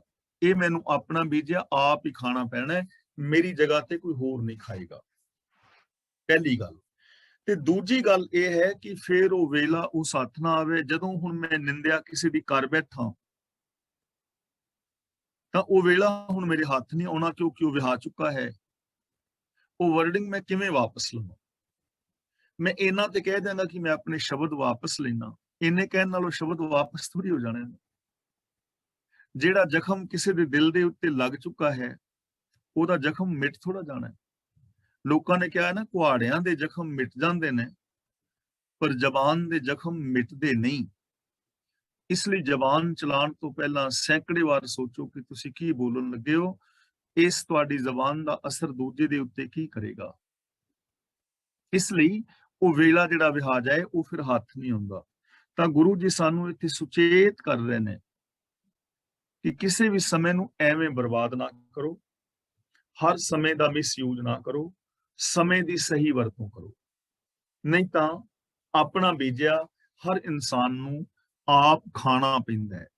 ਚਾਹੇ ਤੁਸੀਂ ਆਪਣੇ ਅੰਦਰ ਨੈਗੇਟਿਵ ਸੋਚ ਪੈਦਾ ਕਰ ਲਓ ਜਾਂ ਪੋਜ਼ਿਟਿਵ ਸੋਚ ਪੈਦਾ ਕਰ ਲਓ, ਉਹਦਾ ਫਲ ਹਰ ਇਨਸਾਨ ਨੂੰ ਆਪ ਭੁਗਤਣਾ ਪੈਂਦਾ ਹੈ। ਜੇ ਕੋਈ ਬੱਚਾ ਸਕੂਲ ਜਾਂਦਾ ਹੋਇਆ ਸਹੀ ਢੰਗ ਦੇ ਨਾਲ ਨਹੀਂ ਪੜ੍ਹਦਾ, ਮਾਂ-ਬਾਪ ਅੱਗੇ ਝੂਠ ਬੋਲਦਾ ਹੈ, ਤਾਂ ਮਾਂ-ਬਾਪ ਦਾ ਨੁਕਸਾਨ ਨਹੀਂ ਹੋਣਾ, ਬੱਚੇ ਦਾ ਨੁਕਸਾਨ ਹੋਣਾ ਹੈ। ਬੱਚੇ ਦੀ ਪੜ੍ਹਾਈ ਖਰਾਬ ਹੋਏਗੀ, ਫੇਲ ਹੋ ਜਾਏਗਾ। ਜੋ ਉਹਨੇ ਪ੍ਰਾਪਤੀਆਂ ਕਰਨੀਆਂ ਸਨ, ਉਹਨਾਂ ਪ੍ਰਾਪਤੀਆਂ ਤੋਂ ਵਾਂਝਾ ਰਹਿ ਜਾਏਗਾ। ਨੁਕਸਾਨ ਆਪਣਾ ਕਰ ਰਿਹਾ ਨਾ। ਮੈਂ ਤੁਹਾਡੇ ਨਾਲ ਈਰਖਾ ਕਰਕੇ ਨੁਕਸਾਨ ਆਪਣਾ ਕਰ ਰਿਹਾ ਹਾਂ, ਲੋਕਾਂ ਦੀਆਂ ਨਜ਼ਰਾਂ ਵਿੱਚ ਗਿਰ ਰਿਹਾ ਹਾਂ, ਆਪਣੇ ਆਪ ਨੂੰ ਈਰਖਾ ਦਵੇਸ਼ ਦੀ ਅੱਗ ਵਿੱਚ ਸਾੜ ਰਿਹਾ। ਤੇ ਜਿੰਨਾ ਟਾਈਮ ਮੈਂ ਤੁਹਾਡੀ ਈਰਖਾ ਦਵੇਸ਼ ਤੇ ਬਰਬਾਦ ਕਰ ਰਿਹਾ, ਜੇ ਉਹ ਟਾਈਮ ਮੈਂ ਸਕਾਰਾਤਮਕ ਸੋਚ ਤੇ ਲਾਂਦਾ ਤਾਂ ਮੈਂ ਕਿਸੇ ਹੋਰ ਮੰਜ਼ਿਲ ਤੇ ਪਹੁੰਚ ਜਾਣਾ ਸੀ। ਇਸ ਲਈ ਗੁਰੂ ਜੀ ਸਾਨੂੰ ਸੁਚੇਤ ਕਰ ਰਹੇ ਨੇ। ਨਰਕ ਘੋਰ ਮੂੰਹ ਕਾਲੇ ਖੜਿਆ, ਜਿਉ ਤਸਕਰ ਪਾਏ ਗਲਾਵੇ। ਗਲਾਵੇ ਦਾ ਮਤਲਬ ਗਲ ਦੀ ਰੱਸੀ, ਜੋ ਗਲ ਦੇ ਅੰਦਰ ਰੱਸੀ ਪਾ ਲਈਦੀ ਹੈ। ਤਸਕਰ ਦਾ ਮਤਲਬ ਚੋਰ। ਜਦੋਂ ਪਹਿਲਾਂ ਕਿਤੇ ਲੋਕ ਚੋਰੀ ਕਰਦੇ ਸਨ ਨਾ, ਤੇ ਜਿਹੜੇ ਚੋਰ ਚੋਰੀ ਕਰਦੇ ਮੌਕੇ ਤੇ ਫੜੇ ਜਾਂਦੇ ਸਨ, ਉਹਨਾਂ ਨੂੰ ਬੰਨ ਲਿਆ ਜਾਂਦਾ ਸੀ। ਚੋਰ ਦੇ ਗਲੇ ਵਿੱਚ ਰੱਸੀ ਪਾ ਲਈ, ਚੋਰ ਨੂੰ ਬੰਨ ਲਿਆ।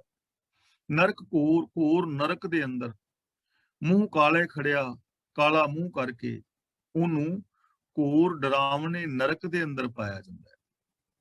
ਕਿਹਨੂੰ? ਜੋ ਨਿੰਦਾ ਕਰੇ। ਸਤਿਗੁਰ ਪੂਰੇ ਕੀ ਇਸ ਕਰਤਾ ਮਾਰ ਦਿਵਾਵੇ।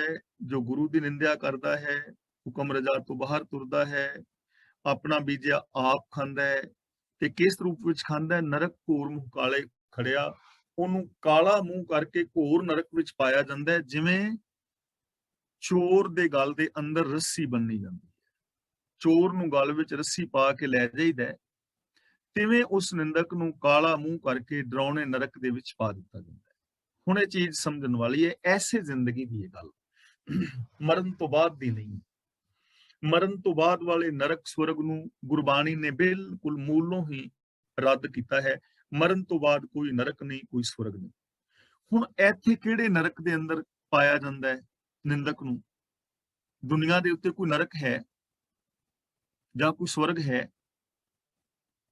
ਦੁਨੀਆ ਵਿੱਚ ਤੇ ਐਸਾ ਕੋਈ ਨਰਕ ਸਵਰਗ ਨਹੀਂ ਹੈ। ਤਾਂ ਉਹ ਨਰਕ ਸਵਰਗ ਕਿਹੜਾ ਹੈ ਜਿਹਨੂੰ ਅਸੀਂ ਮੰਨੀ ਬੈਠੇ ਹਾਂ? ਉਹ ਨਹੀਂ ਹੈ। ਸਵਰਗ ਕੀ ਹੈ? ਇਹ ਵਿਚਾਰ ਆਪਾਂ ਕਲਾਸ ਵਿੱਚ ਕਈ ਵਾਰ ਕਰ ਚੁੱਕੇ ਹਾਂ। ਚੰਗੇ ਕੰਮ ਕਰਨੇ ਔਰ ਚੰਗੇ ਕੰਮ ਕਰਕੇ ਜੀਵਨ ਦੇ ਅੰਦਰ ਸੁੱਖ ਪੈਦਾ ਕਰਨਾ ਹੀ ਸਵਰਗ ਹੈ। ਅਸੀਂ ਕਹਿੰਦੇ ਹਾਂ ਫਲਾਂ ਬੰਦਾ ਤਾਂ ਸਵਰਗ ਹੈ, ਸਵਰਗ ਵਿੱਚ ਰਹਿ ਰਿਹਾ। ਜਿਵੇਂ ਅਸੀਂ ਇੱਥੇ ਇਹਨਾਂ ਦੇਸ਼ਾਂ ਵਿੱਚ, ਤਾਂ ਜਦੋਂ ਅਸੀਂ ਆਪਣੇ ਕਿਸੇ ਵੀਰ ਭੈਣ ਦੋਸਤ ਨਾਲ ਗੱਲ ਕਰੀਏ ਤਾਂ ਸਾਨੂੰ ਕਹਿ ਦਿੰਦੇ ਨੇ ਕਿ ਤੁਸੀਂ ਤੇ ਸਵਰਗ ਵਿੱਚ ਬੈਠੇ ਹੋ। ਯਾਨੀ ਇਹਨਾਂ ਦੇਸ਼ਾਂ ਨੂੰ ਸਵਰਗ ਮੰਨ ਲਿਆ। ਕਿਉਂ? ਕਿ ਇੱਥੇ ਸੁੱਖਾਂ ਦੀਆਂ ਥੋੜੀਆਂ ਸਹੂਲਤਾਂ ਜ਼ਿਆਦੀਆਂ ਨੇ। ਇੰਡੀਆ ਵਿੱਚ ਜਾਈਏ ਕਿ ਫਲਾਂ ਬੰਦਾ ਤੇ ਵੀ ਸਵਰਗ ਦੇ ਵਿੱਚ ਬੈਠਾ ਹੈ, ਐਨੀ ਉਹਦੀ ਪੈਲੀ ਹੈ, ਇੰਨਾ ਉਹਦਾ ਸੋਹਣਾ ਮਕਾਨ ਹੈ, ਉਹਦੇ ਘਰ ਦੇ ਜੀ ਜੰਤ ਬੜੇ ਚੰਗੇ ਨੇ, ਬੜੇ ਪਿਆਰ ਦੇ ਨਾਲ ਸਵਰਗ ਹੈ ਉਹਦੀ ਜ਼ਿੰਦਗੀ। ਤੇ ਦੂਜਾ ਅਸੀਂ ਫਿਰ ਕਈ ਵਾਰ ਕਹਿੰਦੇ ਆ ਕਿ ਫਲਾਂ ਬੰਦਾ ਵੀ ਨਾਲ ਹੀ ਹੈ, ਉਹਦੇ ਕੋਲ ਇੰਨੀ ਪੈਲੀ ਹੈ, ਏਡੀ ਵੱਡੀ ਉਹਦੀ ਕੋਠੀ ਹੈ, ਪਰ ਸ਼ਰਾਬ ਪੀਂਦਾ ਹੈ, ਮੁੰਡੇ ਵੀ ਡਰੱਗੀ ਹੋ ਗਏ ਨੇ, ਜੀਵਨ ਉਹਨਾਂ ਦਾ ਨਰਕ ਬਣਿਆ ਹੈ ਨਾ। ਇਹੀ ਹੈ ਨਰਕ ਔਰ ਸਵਰਗ। ਤੇ ਕਾਲਾ ਮੂੰਹ ਕੀ ਹੈ? ਇਹ ਨਹੀਂ ਕਿ ਤਵੇ ਤੋਂ ਕਾਲਖ ਲੈ ਕੇ ਉਹਦੇ ਮੂੰਹ ਤੇ ਕੋਈ ਮਲਦਾ। ਨਮੋਸ਼ੀ ਹੋਣੀ, ਬੇਇੱਜ਼ਤੀ ਹੋਣੀ, ਇਨਸਲਟ ਹੋਣੀ। ਤਾਂ ਗੁਰੂ ਪਾਤਸ਼ਾਹ ਜੀ ਕਹਿੰਦੇ ਨੇ ਜੋ ਗੁਰੂ ਦੇ ਨਿੰਦਿਆ ਕਰਦਾ ਹੈ, ਭਾਵ ਗੁਰੂ ਦੇ ਸਿਧਾਂਤਾਂ ਤੋਂ ਉਲਟ ਚੱਲਦਾ ਹੈ, ਉਸ ਬੰਦੇ ਨੂੰ ਇੰਜ ਗਲ ਦੇ ਵਿੱਚ ਜਿਵੇਂ ਰੱਸਾ ਪਾਈਦਾ ਨਾ, ਉਹਦੇ ਗਲ ਦੇ ਵਿੱਚ ਵਿਕਾਰਾਂ ਦਾ ਰੱਸਾ ਪੈ ਜਾਂਦਾ ਹੈ, ਨਿੰਦਿਆ ਦਾ ਰੱਸਾ ਪੈ ਗਿਆ, ਨੈਗੇਟਿਵਿਟੀ ਦਾ ਰੱਸਾ ਪੈ ਗਿਆ, ਤੇ ਉਹਨੂੰ ਘੋਰ ਨਰਕ ਵਿੱਚ ਪਾ ਦਿੱਤਾ ਗਿਆ। ਘੋਰ ਨਰਕ ਕਿਹੜਾ ਹੈ? ਨਿੰਦਿਆ ਕਰਨੀ ਹੀ ਇੱਕ ਘੋਰ ਨਰਕ ਹੈ। ਈਰਖਾ ਦੀ ਅੱਗ ਦੇ ਵਿੱਚ ਸੜਨਾ ਹੀ ਇੱਕ ਨਰਕ ਹੈ, ਔਰ ਲੋਕਾਂ ਦੀ ਬਦਨਾਮੀ ਹੀ ਇੱਕ ਨਰਕ ਹੈ। ਇਸ ਨਰਕ ਦੇ ਅੰਦਰ ਉਹ ਪਿਆ ਰਹਿੰਦਾ ਹੈ। ਈਰਖਾ ਦੀ ਅੱਗ ਵਿੱਚ ਸੜਦਾ ਹੈ, ਲੋਕਾਂ ਤੋਂ ਮੁਖਾਲਕ ਖੱਟਦਾ ਹੈ, ਔਰ ਹਮੇਸ਼ਾ ਨਿੰਦਾ ਈਰਖਾ ਦੀ ਅੱਗ ਦੇ ਵਿੱਚ ਸੜਦਾ ਰਹਿੰਦਾ ਹੈ। ਇਹ ਉਹਦੀ ਜ਼ਿੰਦਗੀ ਬਣ ਜਾਂਦੀ ਹੈ। ਇਹਨੂੰ ਕਹਿੰਦੇ ਨੇ ਨਰਕ। ਕਾਲਾ ਮੂੰਹ ਕਰਾ ਕੇ ਉਹ ਨਿੰਦਿਆ ਦੇ ਨਰਕ ਦੇ ਅੰਦਰ ਪੈ ਜਾਂਦਾ ਹੈ। ਐਸੀ ਜ਼ਿੰਦਗੀ ਉਹਦੀ ਬਣ ਜਾਂਦੀ ਹੈ। ਇਸ ਲਈ ਜ਼ਰੂਰਤ ਹੈ ਅਸੀਂ ਇਹਨਾਂ ਚੀਜ਼ਾਂ ਨੂੰ ਸਮਝ ਕੇ, ਜੇ ਕਿਤੇ ਸਾਡੇ ਜੀਵਨ ਵਿੱਚ ਕਮੀ ਪੇਸ਼ੀ ਹੈ, ਤੇ ਅਸੀਂ ਉਹਨੂੰ ਦੂਰ ਕਰਨ ਦਾ ਯਤਨ ਕਰੀਏ ਔਰ ਆਪਣੇ ਜੀਵਨ ਨੂੰ ਸਵਰਗ ਬਣਾਈਏ।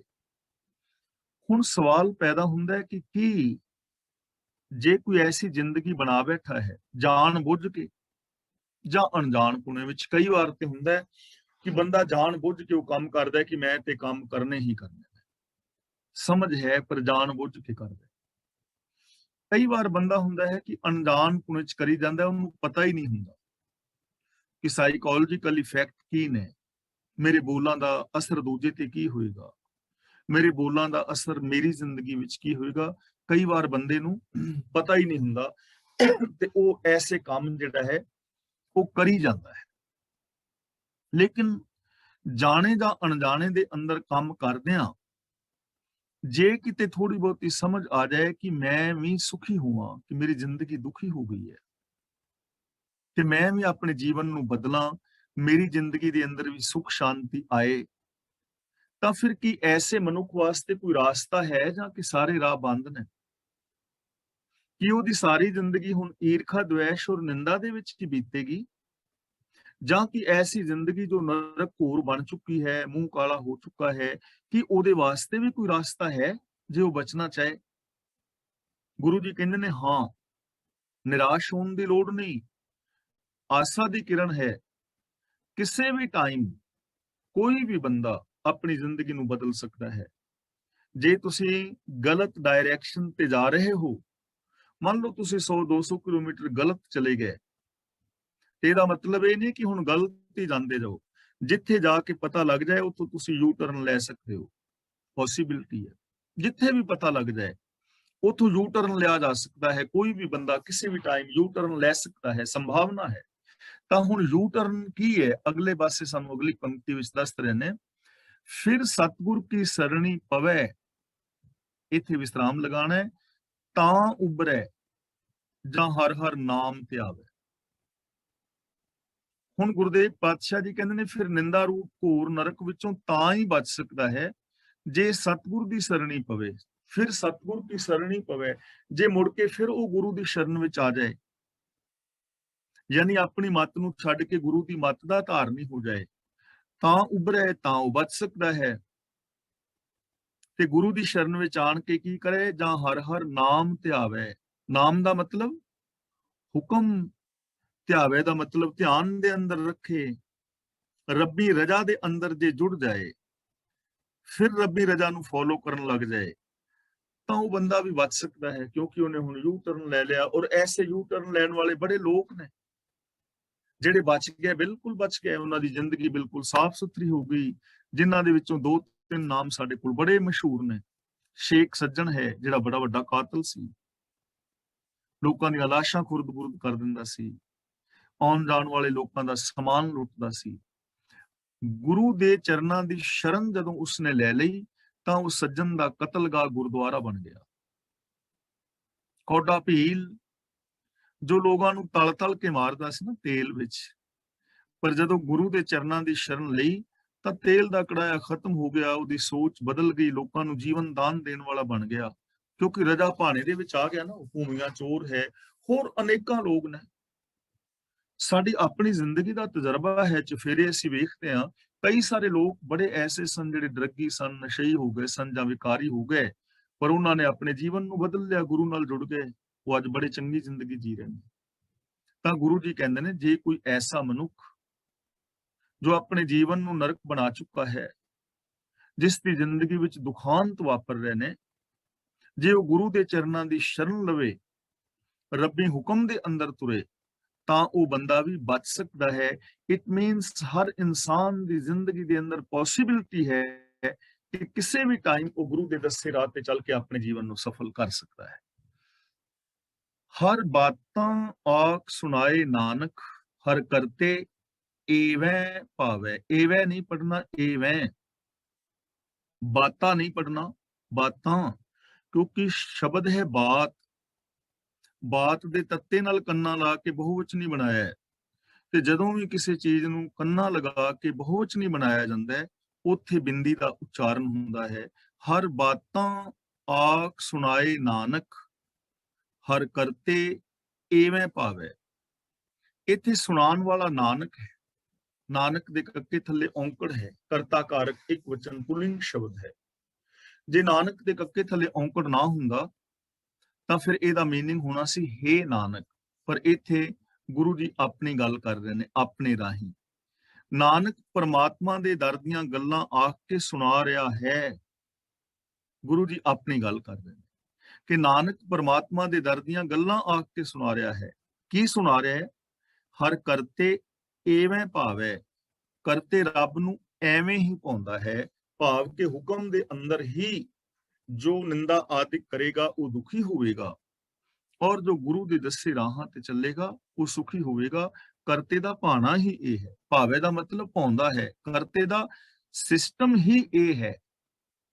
ਇਹ ਸਿਸਟਮ ਹੈ ਕਿ ਜੇ ਤੁਸੀਂ ਆਪਣੇ ਅੰਦਰ ਨੈਗੇਟਿਵ ਬੀਜ ਬੀਜੋਗੇ ਤੇ ਨੈਗੇਟਿਵ ਫਲ ਪੈਦਾ ਹੋਏਗਾ, ਪੋਜ਼ਿਟਿਵ ਬੀਜੋਗੇ ਪੋਜ਼ਿਟਿਵ ਹੋਏਗਾ।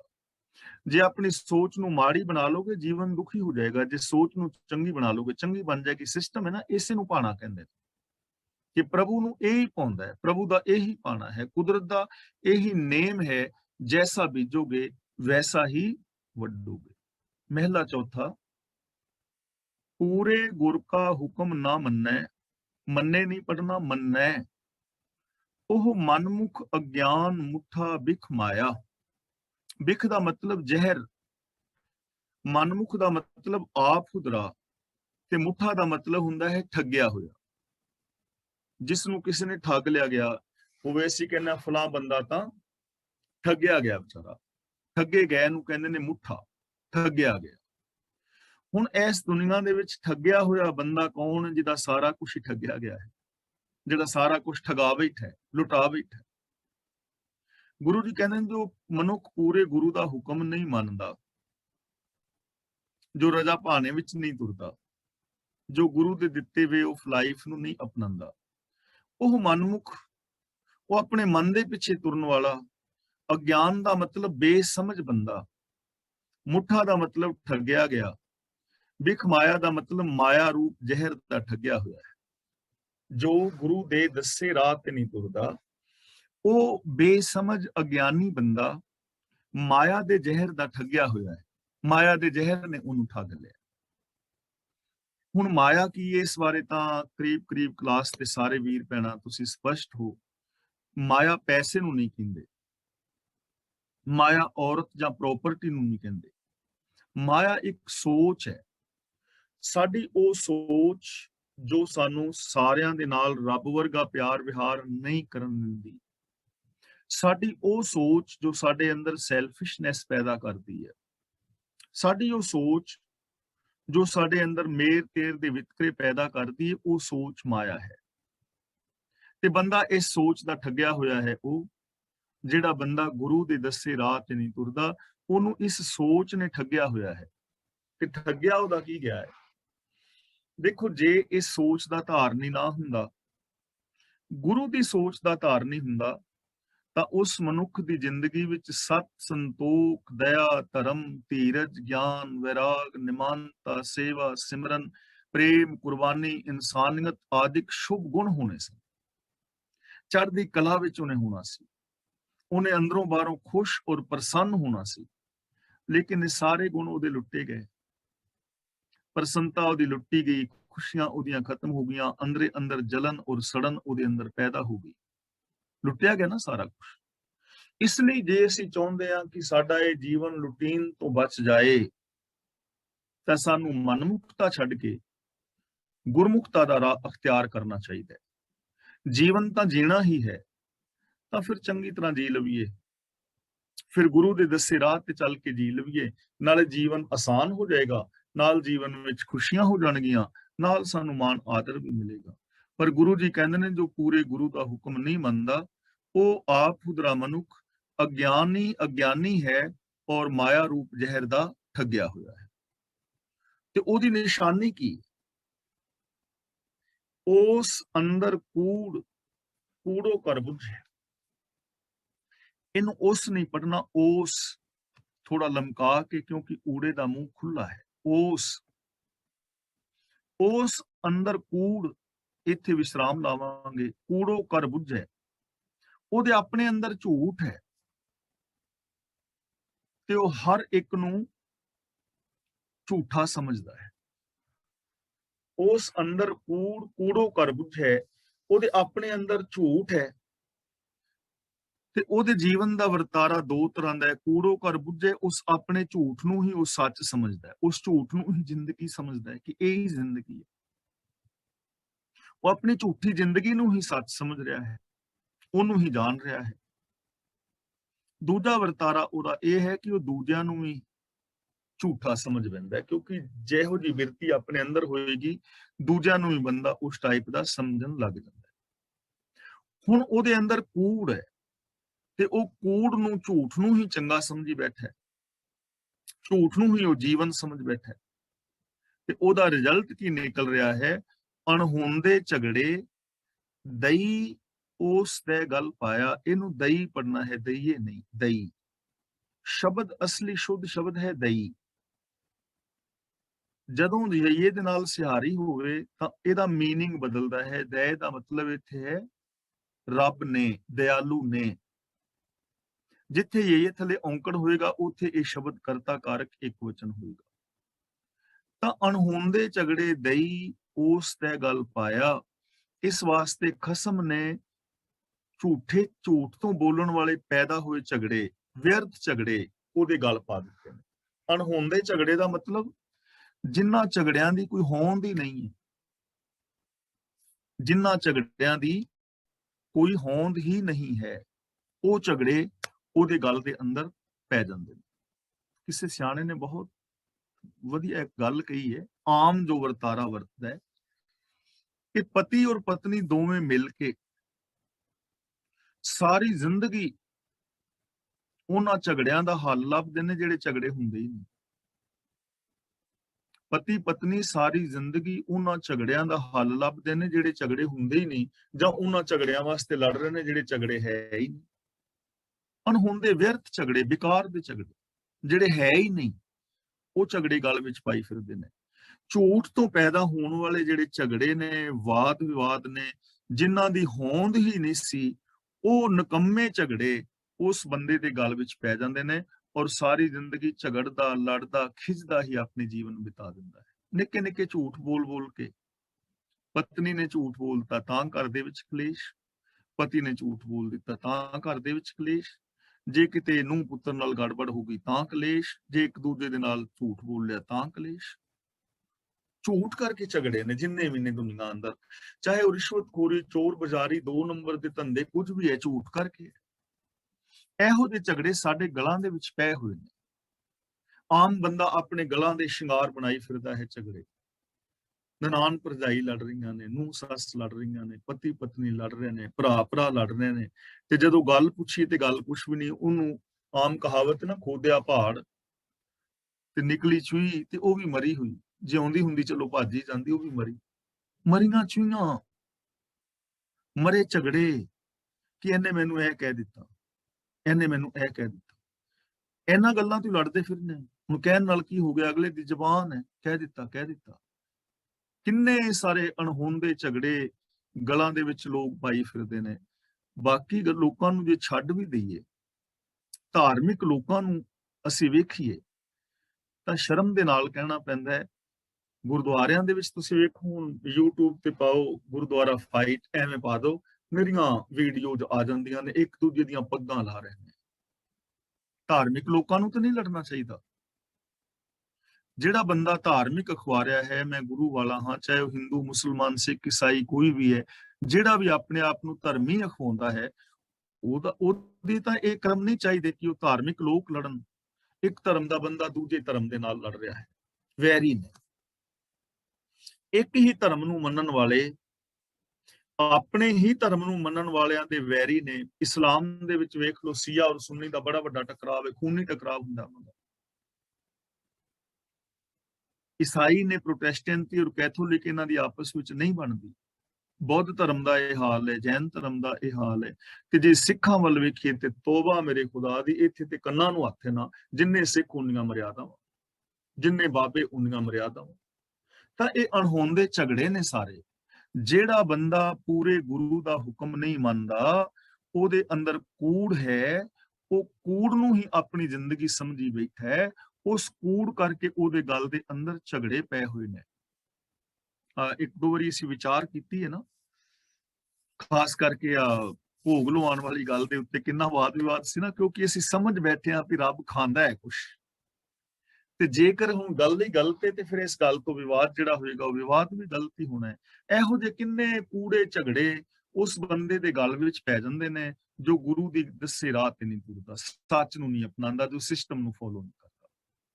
ਅਗਲਾ ਵਚਨ ਕਰਦੇ ਨੇ, ਉਹ ਗੱਲ ਫਰੋਸ਼ੀ ਕਰੇ ਬਹੁ ਤੇਰੀ, ਉਸ ਤਾਂ ਬੋਲਿਆ ਕਿਸੇ ਨਾ ਪਾਇਆ। ਗੱਲ ਫਰੋਸ਼ੀ, ਫਰੋਸ਼ੀ ਦਾ ਮਤਲਬ ਹੁੰਦਾ ਹੈ ਕੋਈ ਚੀਜ਼ ਵੇਚਣੀ, ਗੱਲਾਂ ਵੇਚਣੀਆਂ। ਉਹ ਗੱਲ ਫਰੋਸ਼ੀ ਕਰੇ ਬਹੁਤ ਤੇਰੀ, ਜਿਹੜਾ ਗੁਰੂ ਦੇ ਦੱਸੇ ਰਾਹ ਤੇ ਨਹੀਂ ਨਾ ਤੁਰਦਾ, ਉਹ ਗੱਲਾਂ ਬਹੁਤ ਕਰਦਾ ਹੈ, ਗੱਲਾਂ ਦੀ ਖੱਟੀ ਖਾਂਦਾ ਹੈ। ਉਸ ਤਾਂ ਬੋਲਿਆ ਕਿਸੇ ਨਾ ਪਾਇਆ, ਪਰ ਉਹਦਾ ਬੋਲਿਆ ਕਿਸੇ ਨੂੰ ਚੰਗਾ ਨਹੀਂ ਲੱਗਦਾ। ਬਥੇਰੇ ਯਤਨ ਕਰਦਾ ਹੈ। ਹੁਣ ਜਿੰਨੇ ਵੀ ਆ ਲੋਕ ਨੇ ਜਿਨ੍ਹਾਂ ਦੇ ਗਲਾਂ ਵਿੱਚ ਝੂਠੇ ਝਗੜੇ ਪਏ ਨੇ, ਜੋ ਝੂਠ ਦੀ ਜ਼ਿੰਦਗੀ ਜੀਂਦੇ ਨੇ, ਜਿੰਨੀਆਂ ਮਰਜ਼ੀ ਬੰਦਾ ਗੱਲਾਂ ਕਰ ਲਵੇ, ਗੱਲਾਂ ਕਰਨ ਦੇ ਨਾਲ ਤੇ ਕੁਝ ਵੀ ਨਹੀਂ ਨਾ ਹੋਣਾ। ਕੀ ਹੋਏਗਾ? ਜਿਵੇਂ ਅਸੀਂ ਸਾਰੇ ਭੈਣ ਭਰਾ ਜਦੋਂ ਵੀ ਕਿਤੇ ਬਹਿੰਦੇ ਆ, ਮੈਂ ਵੀ, ਤੁਸੀਂ ਵੀ, ਹੋਰ ਵੀ ਲੋਕ, ਤੇ ਕੁਝ ਗੱਲਾਂ ਅਸੀਂ ਸਾਰੇ ਕਹਿੰਦੇ ਆ, ਮੈਂ ਗੱਲ ਕਈ ਵਾਰੀ ਦੁਹਰਾ ਚੁੱਕਾ, ਜਿੱਥੇ ਵੀ ਅਸੀਂ ਇਕੱਠੇ ਹੋ ਕੇ ਬਹਿੰਦੇ ਆ, ਇਹ ਗੱਲਾਂ ਜ਼ਰੂਰ ਕਰਦੇ ਆ ਕਿ ਭਾਜੀ ਆਪਣਾ ਤੇ ਸੁਭਾਅ ਸੱਚਾ ਹੈ, ਮੈਂ ਤਾਂ ਸੱਚ ਬੋਲਣਾ, ਕਿਸੇ ਦੇ ਗੋਡੇ ਲੱਗੇ, ਗਿੱਟੇ ਲੱਗੇ, ਪਰਵਾਹ ਨਹੀਂ ਕਦੇ ਕਿਸੇ ਦੀ ਕੀਤੀ। ਅਸੀਂ ਤੇ ਭਲਾ ਹੀ ਕਰਦੇ ਆ, ਚੰਗਾ ਹੀ ਕਰਦੇ ਆ। ਬੜੇ ਰਿਸ਼ਤੇਦਾਰਾਂ ਨੂੰ ਇੰਗਲੈਂਡ ਪੱਕਿਆ ਕਰਾਇਆ ਹੈ, ਸਪਾਂਸਰ ਭੇਜ ਭੇਜ ਕੇ, ਕਈਆਂ ਦੇ ਕਾਰੋਬਾਰ ਚਲਾਏ ਨੇ। ਮੈਂ ਤੇ ਭਲਾ ਹੀ ਕਰਨਾ, ਅਸੀਂ ਤੇ ਚੰਗਾ ਹੀ ਕਰਦੇ ਆ, ਰੱਬ ਦੇ ਨਾਲ ਪਿਆਰ ਹੈ, ਰੱਬ ਦੇ ਉੱਤੇ ਡੋਰੀ ਹੈ। ਅਸੀਂ ਸਾਰੇ ਇਹ ਗੱਲਾਂ ਕਹਿੰਦੇ ਆ, ਮੈਂ ਵੀ ਕਹਿਣਾ, ਤੁਸੀਂ, ਕਿ ਅਸੀਂ ਚੰਗੇ ਆ। ਮੰਨ ਲਓ ਇਹ ਗੱਲ, ਚੰਗੇ ਆ ਅਸੀਂ, ਪਰ ਜੇ ਅਸੀਂ ਸਾਰੇ ਚੰਗੇ ਆ ਤੇ ਗੁਰਦੁਆਰੇ ਨੂੰ ਜੁੱਤੀਆਂ ਕੌਣ ਚੁੱਕਦਾ ਹੈ? ਰੱਬ। ਇੱਥੇ ਤੇ ਗੁਰਦੁਆਰਿਆਂ 'ਚ ਜੁੱਤੀਆਂ ਚੁੱਕੀਆਂ ਜਾਂਦੀਆਂ ਨੇ, ਬਾਕੀ ਗੱਲਾਂ ਤੇ ਛੱਡੋ, ਬਾਕੀ ਤੇ ਦੂਰ ਦੀ ਗੱਲ ਹੈ ਨਾ। ਇੱਥੇ ਤੇ ਲੋਕ ਗੁਰਦੁਆਰੇ ਲੜ ਪੈਂਦੇ ਨੇ, ਇੱਕ ਮਤਲਬ ਜੇ ਕੋਈ ਥੋੜਾ ਜਿਹਾ ਲੰਗਰ ਲਿਜਾਣ ਲੱਗੇ ਤੇ ਉੱਥੇ ਲੜਾਈ ਹੋ ਜਾਂਦੀ, ਰੋਜ਼ ਹੁੰਦੀ ਹੈ, ਰੋਜ਼ ਅਸੀਂ ਵੇਖਦੇ। ਫਿਰ ਸ਼ਰਾਬ ਦੇ ਠੇਕੇ ਰੱਬ ਨੇ ਖੋਲੇ ਨੇ, ਸਾਡੀਆਂ ਤਲਾਕਾਂ ਰੱਬ ਕਰਾ ਰਿਹਾ ਹੈ, ਦਾਜ ਦਹੇਜ ਰੱਬ ਮੰਗਦਾ ਫਿਰਦਾ ਹੈ, ਰਿਸ਼ਵਤਖੋਰੀ ਚੋਰ ਬਜ਼ਾਰੀ ਫਿਰ ਰੱਬ ਕਰਦਾ, ਕਿਉਂਕਿ ਅਸੀਂ ਤੇ ਸਾਰੇ ਚੰਗੇ ਆ, ਸਾਡਾ ਤੇ ਸੁਭਾਅ ਹੀ ਬੜਾ ਚੰਗਾ ਹੈ, ਇਸ ਤੇ ਕਦੀ ਮਾੜਾ ਕੀਤਾ ਹੀ ਨਹੀਂ, ਇਸ ਤੇ ਮਾੜਾ ਕਰਦੇ ਨਹੀਂ, ਇਸ ਤੇ ਸਾਰੇ ਕਰਦੇ ਹੀ ਚੰਗੇ ਆ। ਤੇ ਫਿਰ ਨੂੰਹ ਸੱਸ ਦੀ ਲੜਾਈ ਤੇ ਪਤੀ ਪਤਨੀ ਦੀ ਲੜਾਈ ਰੱਬ ਕਰਾਉਂਦਾ ਹੈ ਆਣ ਕੇ। ਜਿੰਨੀਆਂ ਮਰਜ਼ੀ ਗੱਲਾਂ ਦੇ ਵੜੇ ਪਕਾ ਲਵੀਏ, ਪਰ ਅਸਲੀਅਤ ਤਾਂ ਨਹੀਂ ਨਾ ਛਿਪ ਸਕਦੀ। ਉਹ ਗੱਲ ਫਰੋਸ਼ੀ ਕਰੇ ਬਹੁਤ ਤੇਰੀ। ਗੱਲ ਫਰੋਸ਼ੀ ਦਾ ਮਤਲਬ ਉਹ ਗੱਲਾਂ ਦਾ ਖੱਟਿਆ ਖਾਂਦਾ ਹੈ, ਪਰ ਉਸ ਦਾ ਬੋਲਿਆ ਕਿਸੇ ਨਾ ਪਾਇਆ, ਉਹਦਾ ਬੋਲਣਾ ਕਿਸੇ ਨੂੰ ਚੰਗਾ ਨਹੀਂ ਲੱਗਦਾ। ਜਿਹੜਾ ਗੁਰੂ ਦੇ ਸਿਧਾਂਤ ਦੇ ਉਲਟ ਬੋਲਦਾ ਹੈ, ਉਹਦਾ ਬੋਲਿਆ ਚੰਗਾ ਲੱਗੇਗਾ ਨਹੀਂ, ਕਿਉਂਕਿ ਉਹ ਚੰਗਾ ਹੈ ਹੀ ਨਹੀਂ। ਗੁਰੂ ਨਾਨਕ ਦੇਵ ਨੇ ਕਿੰਨਾ ਸਪਸ਼ਟ ਬਿਆਨ ਕੀਤਾ ਹੈ, ਕਾਦੀ ਕੂੜ ਬੋਲ ਮਲ ਖਾਏ, ਬਾਹਮਣ ਨਾਵੇ ਜੀਆਂ ਕਾਏ, ਜੋਗੀ ਜੁਗਤ ਨ ਜਾਣੇ ਅੰਧ, ਤੀਨੇ ਉਜਾੜੇ ਕਾ ਬੰਦ। ਤਾਂ ਅਗਲਾ ਬਚਨ ਗੁਰਦੇਵ ਪਾਤਸ਼ਾਹ ਜੀ ਕਰਕੇ ਸਾਨੂੰ ਸਮਝਾ ਰਹੇ ਨੇ, ਉਹ ਘਰ ਘਰ ਹੰਡੈ ਜਿਉ ਰੰਨ ਦੁਹਾਗਣ, ਉਸ ਨਾਲ ਮੂੰਹ ਜੋੜੈ ਉਸ ਵੀ ਲੱਛਣ ਲਾਇਆ। ਐਸਾ ਜਿਹੜਾ ਬੰਦਾ ਹੈ ਨਾ ਗੁਰੂ ਦੇ ਖਿਲਾਫ ਬੋਲਣ ਵਾਲਾ, ਉਹ ਘਰ ਘਰ ਦੇ ਅੰਦਰ ਫਿਰਦਾ ਹੈ ਰੰਨ ਦੁਹਾਗਣ ਛੁੱਟੜ ਔਰਤ ਦੀ ਤਰ੍ਹਾਂ, ਉਸ ਨਾਲ ਮੂੰਹ ਜੋੜੇ ਉਸ ਵੀ ਲੱਛਣ ਲਾਇਆ। ਜਿਹੜਾ ਉਹਦੇ ਨਾਲ ਮੂੰਹ ਜੋੜਦਾ ਹੈ ਉਹਨੂੰ ਵੀ ਕਲੰਕ ਲੱਗ ਜਾਂਦਾ ਹੈ।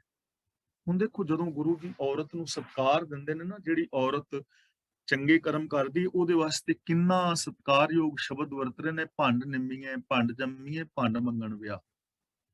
ਤੇ ਜਦੋਂ ਕੋਈ ਔਰਤ ਗਲਤ ਕਰਮ ਕਰਦੀ ਹੈ ਤੇ ਸ਼ਬਦ ਵਰਤਦੇ ਨੇ ਰੰਨ, ਉਹ ਘਰ ਘਰ ਹੰਡੈ ਜਿਉ ਰੰਨ ਦੁਹਾਗਣ। ਇਹ ਨਾ ਸ਼ਬਦਾਵਲੀ ਦਾ, ਜਦੋਂ ਮਾਂ ਹੈ ਨਾ ਪਿਆਰ ਵਿੱਚ ਹੋਵੇ ਤੇ ਬੱਚੇ ਨੂੰ ਪਿਆਰ ਨਾਲ ਕਹਿੰਦੀ ਵੀ ਲਿਆ ਬੇਟਾ ਮੈਂ ਤੇਰਾ ਮੂੰਹ ਧੋ ਦਿਆਂ, ਮੈਂ ਆਪਣੇ ਬੱਚੇ ਦਾ ਮੂੰਹ ਚੁੰਮਾਂ। ਜਦੋਂ ਬੱਚੇ ਨੂੰ ਹੋਰ ਪਿਆਰ ਹੁੰਦਾ ਨਾ ਮਾਂ 'ਚ, ਮੇਰੇ ਬੱਚੇ ਦਾ ਮੁਖੜਾ ਕਿੰਨਾ ਸੋਹਣਾ, ਮੈਂ ਆਪਣੇ ਬੱਚੇ ਦਾ ਮੁਖੜਾ ਚੁੰਮਾਂ। ਤੇ ਜਦੋਂ ਦੁਖੀ ਹੁੰਦੀ ਨਾ ਤਾਂ ਮੈਂ ਥੱਪੜ ਮਾਰ ਕੇ ਬੂਥਾ ਬਣ ਦੇਣਾ, ਨਾ ਮੁਖ ਰਹਿੰਦਾ ਨਾ ਮੁਖੜਾ ਰਹਿੰਦਾ, ਮੁਖੜਾ ਫਿਰ ਬੂਥਾ ਬਣ ਜਾਂਦਾ ਨਾ। ਉਹ ਘਰ ਘਰ ਹੰਡਾ ਜੋ ਰੰਨ ਦੁਹਾਗਣ। ਇੱਥੇ ਉਸ ਔਰਤ ਦੀ ਗੱਲ ਹੈ ਜੋ ਪਤੀਵਰਤਾ ਨਹੀਂ ਹੈ, ਕਰੈਕਟਰਲੈਸ ਹੈ ਤੇ ਘਰ ਘਰ ਫਿਰਦੀ ਹੈ, ਉਹਨੂੰ ਕੋਈ ਫਿਰ ਮਾਣ ਨਹੀਂ ਨਾ ਮਿਲਦਾ। ਤੇ ਜਿਹੜੀ ਔਰਤ ਫਿਰ ਉਸ ਔਰਤ ਦੀ ਸਹੇਲੀ ਬਣ ਜਾਏ, ਉਹਦੇ ਤੇ ਵੀ ਕਲੰਕ ਲੱਗ ਜਾਂਦਾ, ਭਾਵੇਂ ਉਹ ਚੰਗੀ ਹੋਵੇ। ਲੋਕ ਕਹਿੰਦੇ ਨੇ ਵੀ ਉਹਦੇ ਵਰਗੀ ਹੋਣੀ ਹੈ। ਜੇ ਕੋਈ ਕਰੈਕਟਰਲੈਸ ਬੰਦਾ ਹੈ, ਔਰਤ ਨੂੰ ਛੱਡ ਕੇ ਘਰ ਘਰ ਫਿਰਦਾ ਹੈ ਮੂੰਹ ਮਾਰਦਾ, ਤਾਂ ਉਹ ਚੰਗਾ ਨਹੀਂ ਹੈ। ਤੇ ਜਿਹੜਾ ਉਹਦਾ ਯਾਰ ਦੋਸਤ ਹੋਏਗਾ, ਲੋਕ ਕਹਿਣਗੇ ਵੀ ਇਹ ਵੀ ਉਹਦੇ ਵਰਗਾ ਹੋਵੇਗਾ। ਗੁਰੂ ਜੀ ਦੁਨਿਆਵੀ ਮਿਸਾਲ ਲੈ ਕੇ ਕਹਿ ਰਹੇ ਨੇ ਕਿ ਜੋ ਬੰਦਾ ਗੁਰੂ ਦਾ ਨਿੰਦਕ ਹੈ, ਉਹ ਘਰ ਘਰ ਫਿਰਦਾ ਹੈ ਪਿਆ, ਕਦੇ ਕਿਸੇ ਬਾਬੇ ਅੱਗੇ ਮੱਥਾ ਟੇਕਦਾ ਹੈ, ਕਦੇ ਦੂਜੇ ਸੰਤ ਅੱਗੇ ਜਾ ਰਿਹਾ ਹੈ, ਕਦੇ ਮੜੀਆਂ ਤੇ, ਕਦੇ ਕਬਰਾਂ ਤੇ, ਕਦੇ ਦੇਵੀਆਂ ਤੇ, ਕਦੇ ਦੇਵਤਿਆਂ ਤੇ, ਕਦੇ ਵਰਤਨ ਰਾਤੇ ਸਰਾਧ, ਕਦੇ ਤੀਰਥਾਂ ਤੇ ਫਿਰਦਾ ਰਹਿੰਦਾ ਹੈ, ਘਰ ਘਰ ਫਿਰ ਰਿਹਾ ਹੈ, ਵਿਕਾਰਾਂ ਦੇ ਅੰਦਰ ਗਰਕ ਹੈ। ਤੇ ਜਿਹੜਾ ਬੰਦਾ ਐਸੇ ਬੰਦੇ ਨਾਲ ਦੋਸਤੀ ਕਰੇਗਾ, ਉਹਦੇ ਤੇ ਵੀ ਕਲੰਕ ਲੱਗ ਜਾਏਗਾ ਕਿ ਇਹ ਵੀ ਐਵੇਂ ਦਾ ਹੀ ਹੋਣਾ ਹੈ। ਅਗਲਾ ਵਚਨ ਕਰਦੇ ਨੇ, ਗੁਰਮੁਖ ਹੋਏ ਸੋ ਅਲਿਪਤੋ ਵਰਤੈ, ਉਸ ਦਾ ਸਾਥ ਛੱਡ ਗੁਰ ਪਾਸ ਬਹਿ ਜਾਇਆ। ਉਸ ਦਾ ਪਾਸ ਛੱਡ ਗੁਰ ਪਾਸ ਬਹਿ ਜਾਇਆ।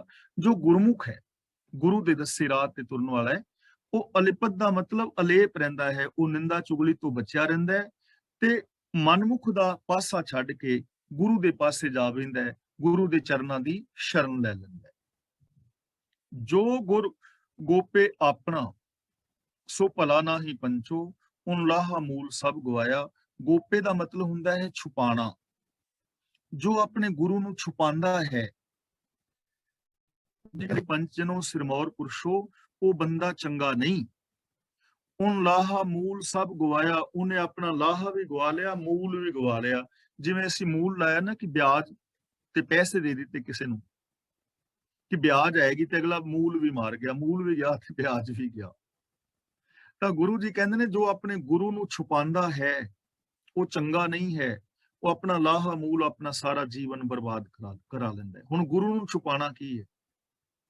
ਗੁਰੂ ਨੂੰ ਛੁਪਾਣਾ ਇਹ ਹੈ ਕਿ ਜੋ ਪ੍ਰਤੱਖ ਤੌਰ ਤੇ ਗੁਰੂ ਦੇ ਸਿਧਾਂਤਾਂ ਮੁਤਾਬਕ ਜ਼ਿੰਦਗੀ ਨਹੀਂ ਜਿੰਦਾ, ਜਿਹਨੂੰ ਪਤਾ ਤੇ ਹੈ ਕਿ ਗੁਰਮਤਿ ਇਹ ਕਹਿੰਦੀ ਹੈ ਪਰ ਗੁਰੂ ਵਾਲੀ ਜ਼ਿੰਦਗੀ ਜੀ ਨਹੀਂ ਗਿਆ।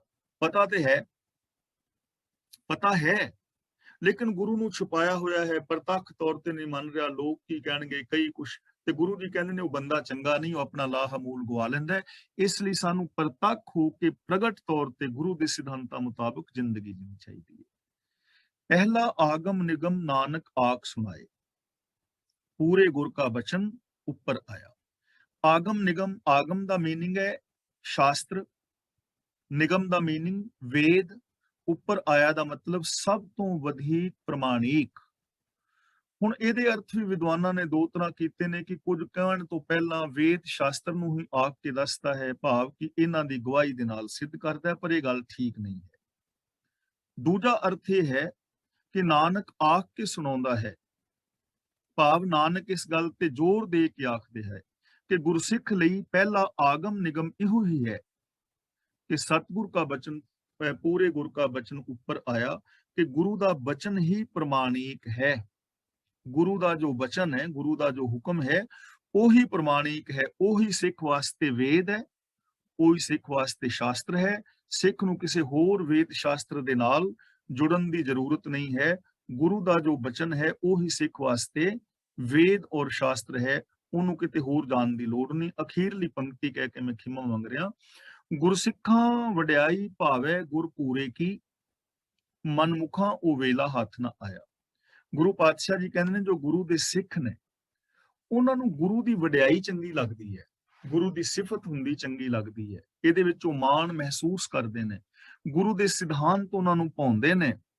ਪਰ ਜਿਹੜੇ ਮਨ ਦੇ ਪਿੱਛੇ ਤੁਰਨ ਵਾਲੇ ਆਪ ਹੁਦਰੇ ਨੇ, ਜੋ ਆਪਣਾ ਸਮਾਂ ਗਵਾ ਲੈਂਦੇ ਨੇ, ਉਹਨਾਂ ਨੂੰ ਫਿਰ ਸਮਾਂ ਮੁੜ ਕੇ ਹੱਥ ਨਹੀਂ ਆਉਂਦਾ, ਜੋ ਨਿੰਦਾ ਚੁਗਲੀ ਵਿੱਚ ਗੁਜ਼ਾਰ ਦਿੰਦੇ ਨੇ। ਇਸ ਲਈ ਗੁਰੂ ਜੀ ਸਾਨੂੰ ਸਮਝਾ ਰਹੇ ਨੇ ਕਿ ਪਿਆਰਿਓ, ਆਪਣਾ ਸਮਾਂ ਵਿਅਰਥ ਨਾ ਗਵਾਓ, ਗੁਰੂ ਦੀ ਪਾਵਨ ਬਾਣੀ ਆਪ ਪੜ੍ਹੋ, ਗੁਰਬਾਣੀ ਦੇ ਅਰਥ ਭਾਵ ਆਪ ਸਮਝੋ ਔਰ ਪ੍ਰਤੱਖ ਤੌਰ ਤੇ ਗੁਰਬਾਣੀ ਅਨੁਸਾਰ ਜ਼ਿੰਦਗੀ ਜੀਵੋ। ਇਹੀ ਤੁਹਾਡੇ ਜੀਵਨ ਦਾ ਲਾਹਾ ਹੈ। ਜੇ ਇਹ ਜੀਵਨ ਦਾ ਸਮਾਂ ਗਵਾ ਲਿਆ, ਇਸ ਸਮੇਂ ਨੇ ਵਾਪਸ ਨਹੀਂ ਆਉਣਾ। ਇਸ ਲਈ ਇਸ ਮੌਕੇ ਨੂੰ ਸੰਭਾਲੋ, ਕਦੇ ਵੀ ਗੁਰਮਤ ਤੋਂ ਉਲਟ ਜਾਣ ਦਾ ਯਤਨ ਨਾ ਕਰੋ। ਮੈਂ ਇੱਥੇ ਖਿਮਾ ਦਾ ਜਾਚਕ ਹਾਂ।